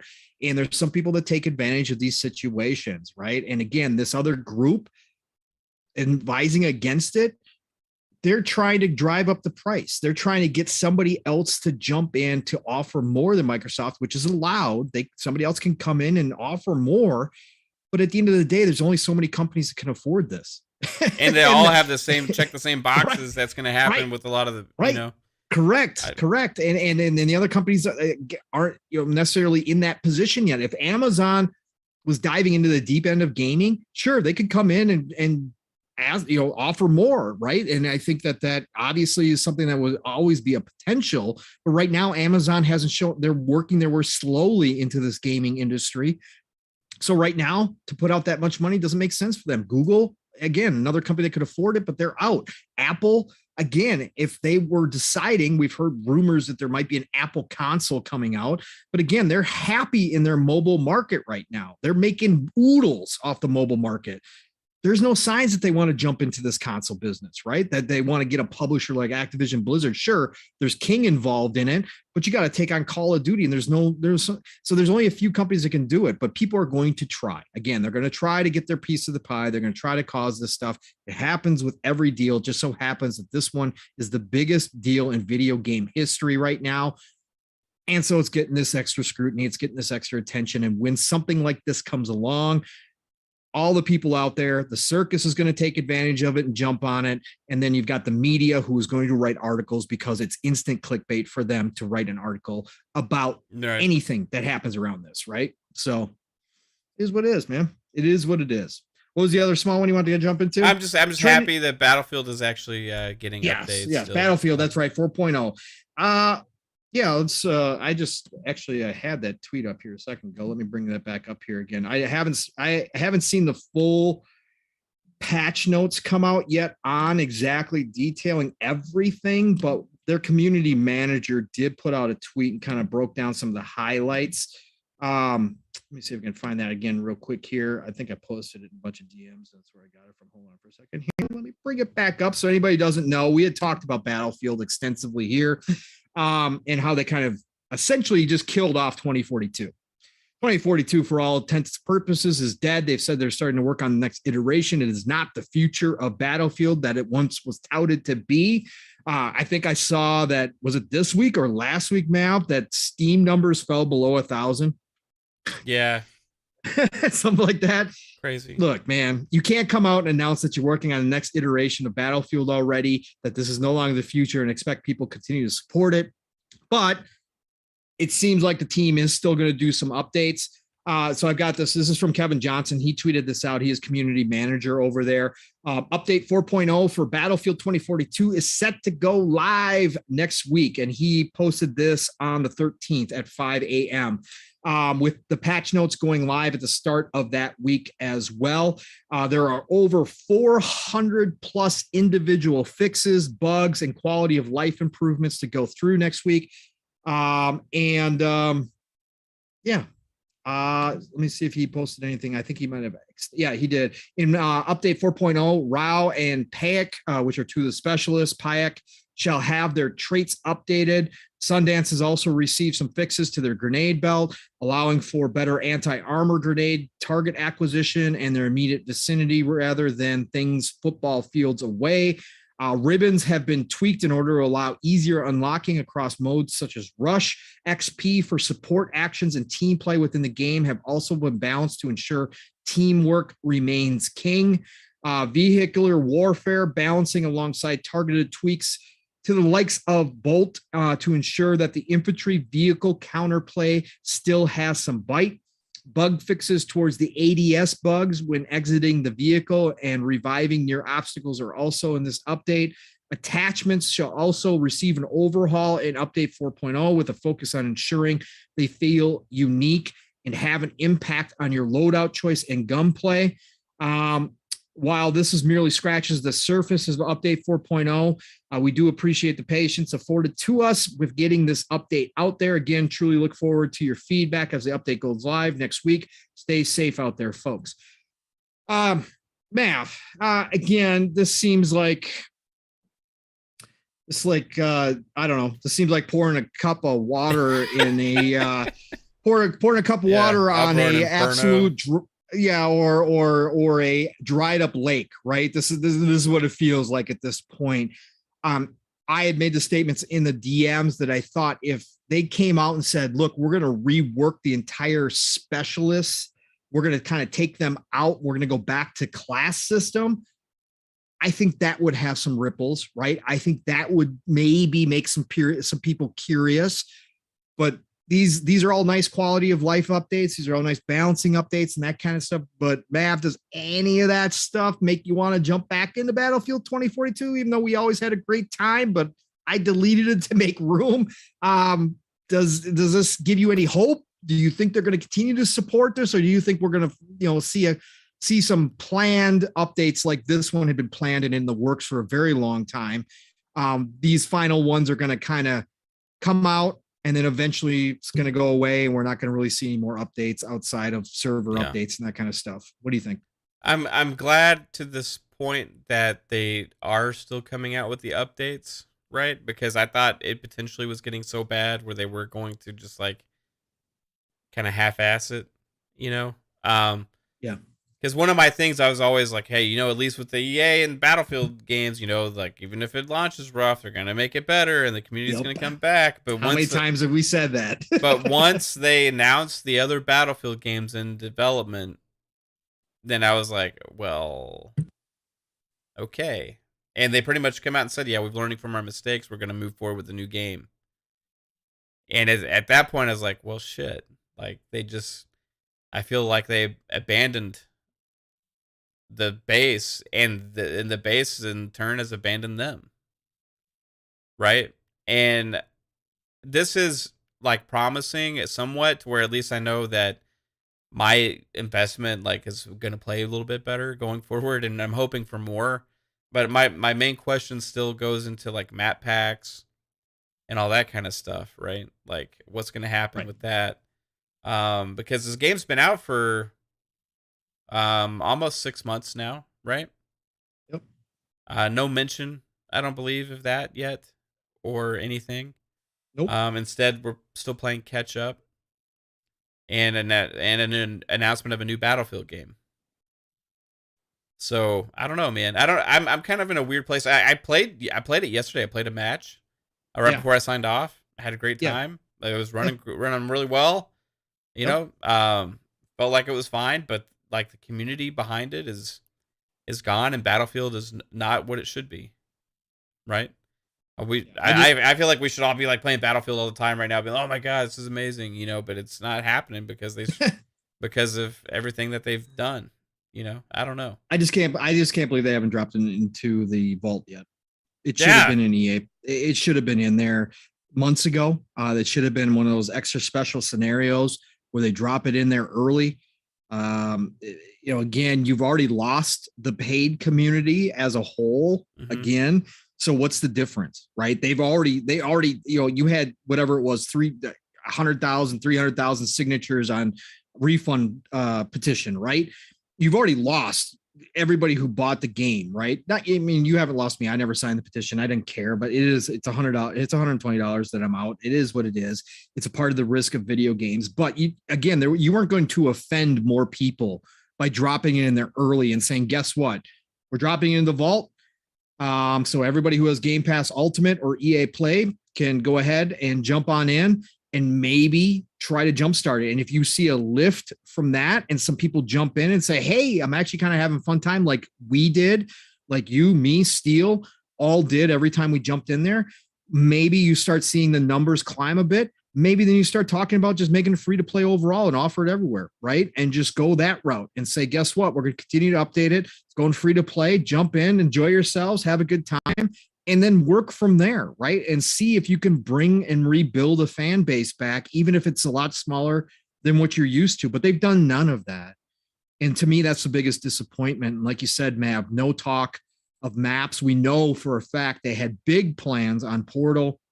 We know that there was a couple maps that they were working on for the big battles as well. They were talking about at least 2 more maps that they had in the works. Are those scrapped? Or are they still working on them and we're going to see them within the next year or so? But give the community something. I mean, come out and tell us, hey, you know, all those plans we talked about with Portal, well, we scaled some of those back, but we still have some things in the works. And we are going to launch those into Portal. And we've also got a couple of the big maps that we've been working on that are also, since we're already in development, we're going to release those as well in the next 12 months. Look for future updates, right? That would at least give people who do, you know, maybe are still hanging on or maybe do want to jump in, at least a little glimmer, right? But right now, you know, come out and say, hey, we're still working on quality of life. We're still working on bugs. We fixed 400 bugs, bro, 400 bugs and quality of life things after all the major patches we've already gotten. And they said that according to their analytics, these were in acceptable ranges when they launched it. Look, even as a Battlefield fan, even as somebody who supported day one, who was hyped for this game, I can sit back and go, bro, that's a bunch of BS. You guys, again, it's not cyberpunk level lying, but you guys knew what shape this game was in.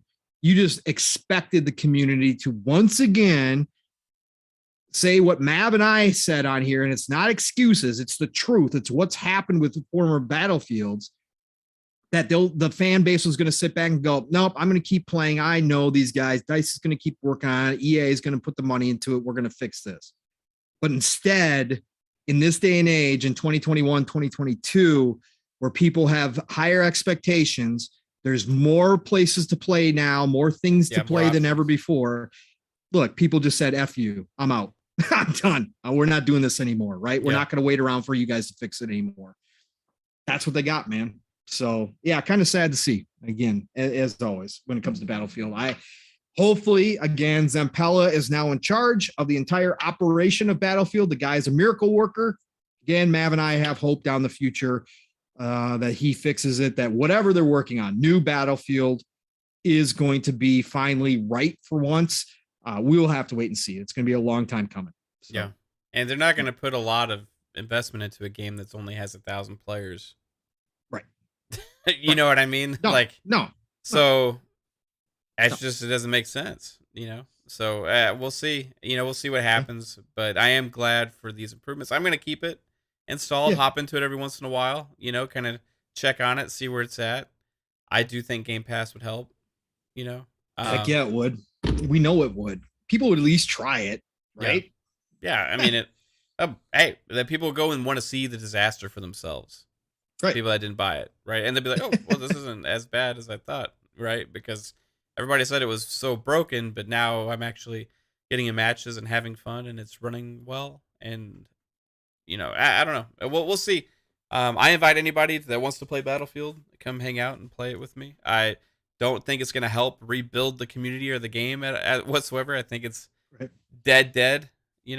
But we'll see what goes on for the next one, man. But the next one better be good right away. Right. Yeah. Again, if Zampella can't fix it, the franchise is done. Okay, that period, point blank, right? It's over with. If there's nobody outside of Zampella I'd rather have over at EA have their hands 100%. On it. So once again, if he can't fix it, then nobody can. But I think that that's a good point.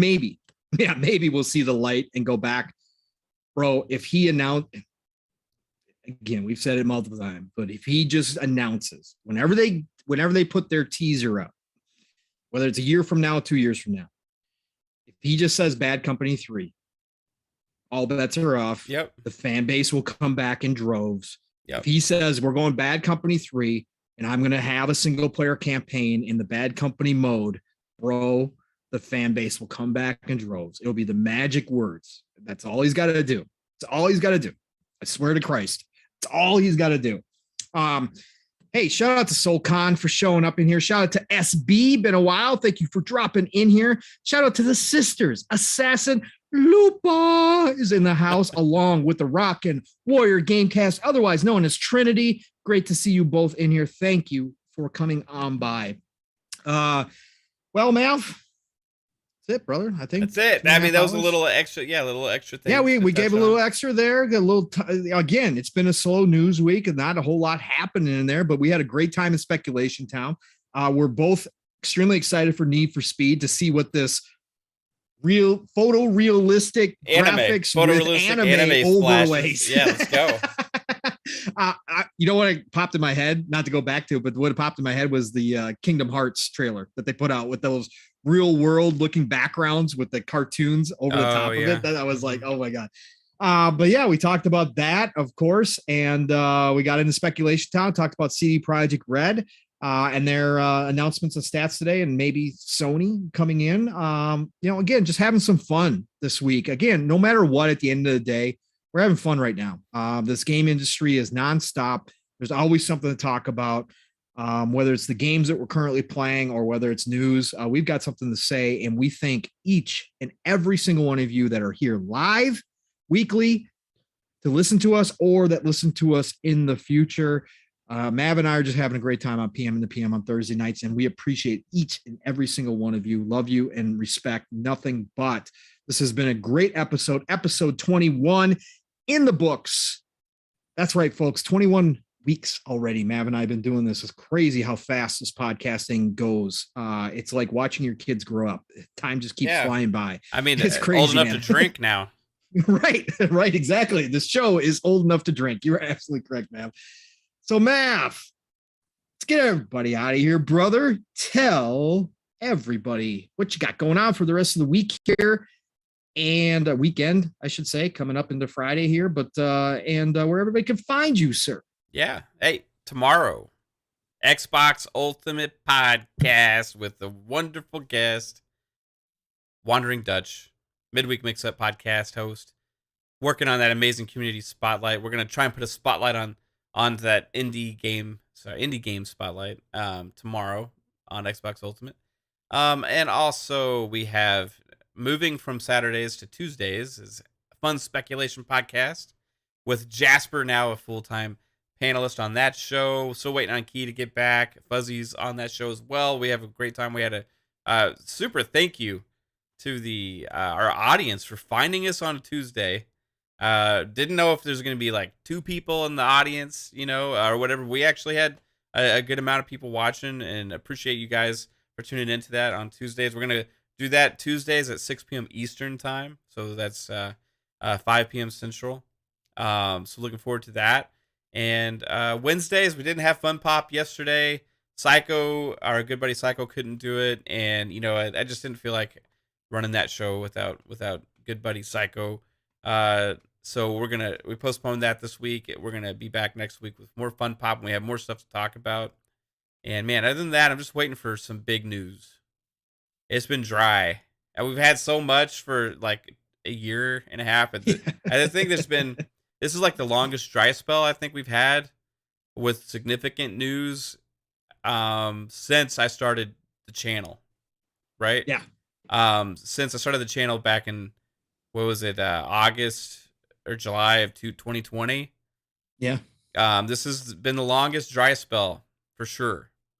And I'm just ready for something. I'm sure there was some other times in there, but this seems like it. There was for sure. I'm just anticipating, and it's like nothing is happening really like significant. I think a lot of it is an Activision Blizzard thing going on behind the scenes. We had so much speculation with Xbox, and now everything has gone completely quiet because of that deal. And E3 is like now not happening. We're trying to figure out what's going to happen with the shows for the summer. I'm trying to figure out how to do our Fun Speculation E3 community special thing that we did last year again this year without really having a full E3 show. Yeah, I don't know, man. It's I miss E3, man. It affects so much. We're gonna have to do like an Xbox showcase prediction special type thing because I think these shows are gonna be more spread out. So we'll figure it out. I want some official announcements on that kind of stuff, which we did hear that there's supposed to be some soon. Some official words probably in the next week or two over what the plans are. But yeah, I'm just ready for some news, man. Now I'm hoping we don't have to wait till summer for some news. That's gonna suck, but it may happen. We'll see. Calm before the storm. It's calm before the storm. I need something. Other than that, just enjoy playing games, having fun, talking games, and streaming. But what about you, dude? I know you and Steel were really close to 500. Yep. Right. Big anniversary this week. Celebration on Living Split Screen. So that's coming up. Obviously, you guys can see me tomorrow night at Xbox Ultimate. I will be there. And then Saturday morning, yes, please spread the word. I will be putting out a tweet, probably a video tomorrow morning as well. Steel put out some stuff today. We are celebrating 1 year. We've obviously been doing it for longer than 1 year, but we took some weeks off there.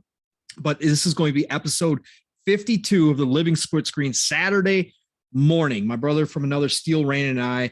This is huge. We are right on the cusp of 500. So it'll be really cool if we can get 500 on our 1 year anniversary of our show. That'd be really awesome to have happen. Again, I think we're like 5 away, maybe 4 or 3 away at this point. So please, if you haven't subscribed to Living Split Screen, if you love this 2-man format, drop on by Living Split Screen Saturday morning. If you love what you hear, subscribe. Again, we're not out here begging or buying subscribers. We don't want that. We want real people who love what Steel and I do on Saturday mornings. So please, again, we do a long show, 3+ hours. We've actually been doing 4+ hours now consistently, which is absolutely insane. This week, we'll see if we get there. Very light news week. 2 away from 500.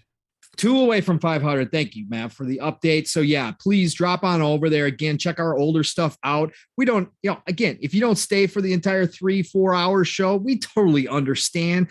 Again, people tell us we're crazy for doing that. That's not how you're supposed to podcast. It does not matter to Steel and I. This is what we love to do. Him and I talk and talk and talk.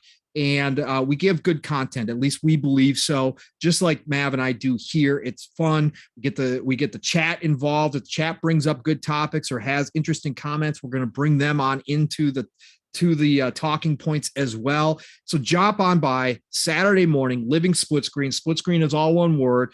10 a.m. Eastern, 9 o'clock Central Time, 3 p.m. UK time. You got other stuff to do, go do it. Come back. Steel and I are probably still going to be talking. We have plenty of people who do that. Boom splits our shows up over like 3 days while he's doing chores. Okay. People have all different ways to listen to me and Steel, but drop in, check us out. We're going to bring it live, raw, and uncut, like Steel always likes to say. Never know what we're going to talk about. We talk about community stuff. We talk about industry stuff. We get spicy sometimes, go on rants. It's a fun show. Check us out. Living Split Screen, Saturday morning. Set those alarms. Saturday night, the Shop Podcast, PTK, Blam, Fuzzy Belvedere, and myself end your Saturday night the right way with a great, chill, cool show. Again, PTK has been setting it up. We usually have guests, but he also has been taking questions from the chat. So if you've got a topic you want us to cover, please drop on by and we'll talk about it. But that starts at 9 p.m. Eastern, 8 o'clock Central Time. I might be late this week. Got some things going on, crazy real life stuff, but I might be coming in hot, might be late, but I'm going to be there Saturday night at some point. So drop on by the Shop Podcast. That's over on PTK Blam's channel. Tuesday, Xbox Factor Podcast. Boom made the announcement this week. I'm still a panel member. Just going to be really hit or miss from here on out on that show. Love everybody over there. I think N64 Josh is now permanent, right? Is that right, Mav? Yes. Yep. Yeah. N64 Josh is now back on the Xbox Factor. He used to do the Thursday show. He is now back on the Tuesday show. Mr. Joanna Dark had to leave due to his awesome, amazing job at Xbox. He's going to be busy. So, hey, more power to him. But we got VJ, Boxenberger, Mav when he's available. When I'm available. I don't know about this next week yet, but we'll see. I'm definitely going to try to make it. Xbox Factor Podcast, Mr. Boomstick, of course. Double Barrel Gaming is the channel, 12 p.m. Eastern, 11 o'clock Central Time. Otherwise, be back here coming up next Thursday, PM in the PM. You guys already know we'll be here. But other than that, find me Pong Soul, Xbox, and Twitter. You guys know the drill there. Follow me, I'll follow you back. It's past 2,500, which is absolutely incredible to me. I want to keep that growing on Twitter. I do retweet a lot. I don't post as much as I used to, but you're going to see a lot of Cyberpunk screenshots in there. I'll be posting more of that now that I finished the game. I love tip photo mode in all games, so I take a lot of photos. But otherwise, I do try to interact with people. DM me. I'll try to get back to you as soon as I can. But I love you all. Thank you all again for being here. Again, this is what we enjoy doing, is talking to people. Otherwise, this is the same kind of talk you get when Mav and I are just sitting in chat together on Xbox Live, right? This is what we do. We talk about this industry. We have a good time, and we appreciate all of you for being here with us on PM in the PM, episode 21 in the books, April the 14th, 2022. For anybody listening to us in the future, we love you all. Nothing but respect. Hey, it's the golden age of gaming. You guys know that. The golden age is here. So much to play, so much to do. Get out there, get excited, have fun, which is the most important thing, no matter what you're playing. Play what you love what you play, and I'm going to talk to you all real soon. Mav, get us out of here. Bye, everybody. Oh, great show. Thank you, chat. You guys rock. I love you all. Have a good one. Click. I forgot to shout you out, brother. Vic the Click, great to see you, brother. I forgot to shout you out earlier. Vic, always listening in. Have a great show. Or have a great night. Have a great show. See everybody tomorrow. See everybody tomorrow. Bye. Have a good one.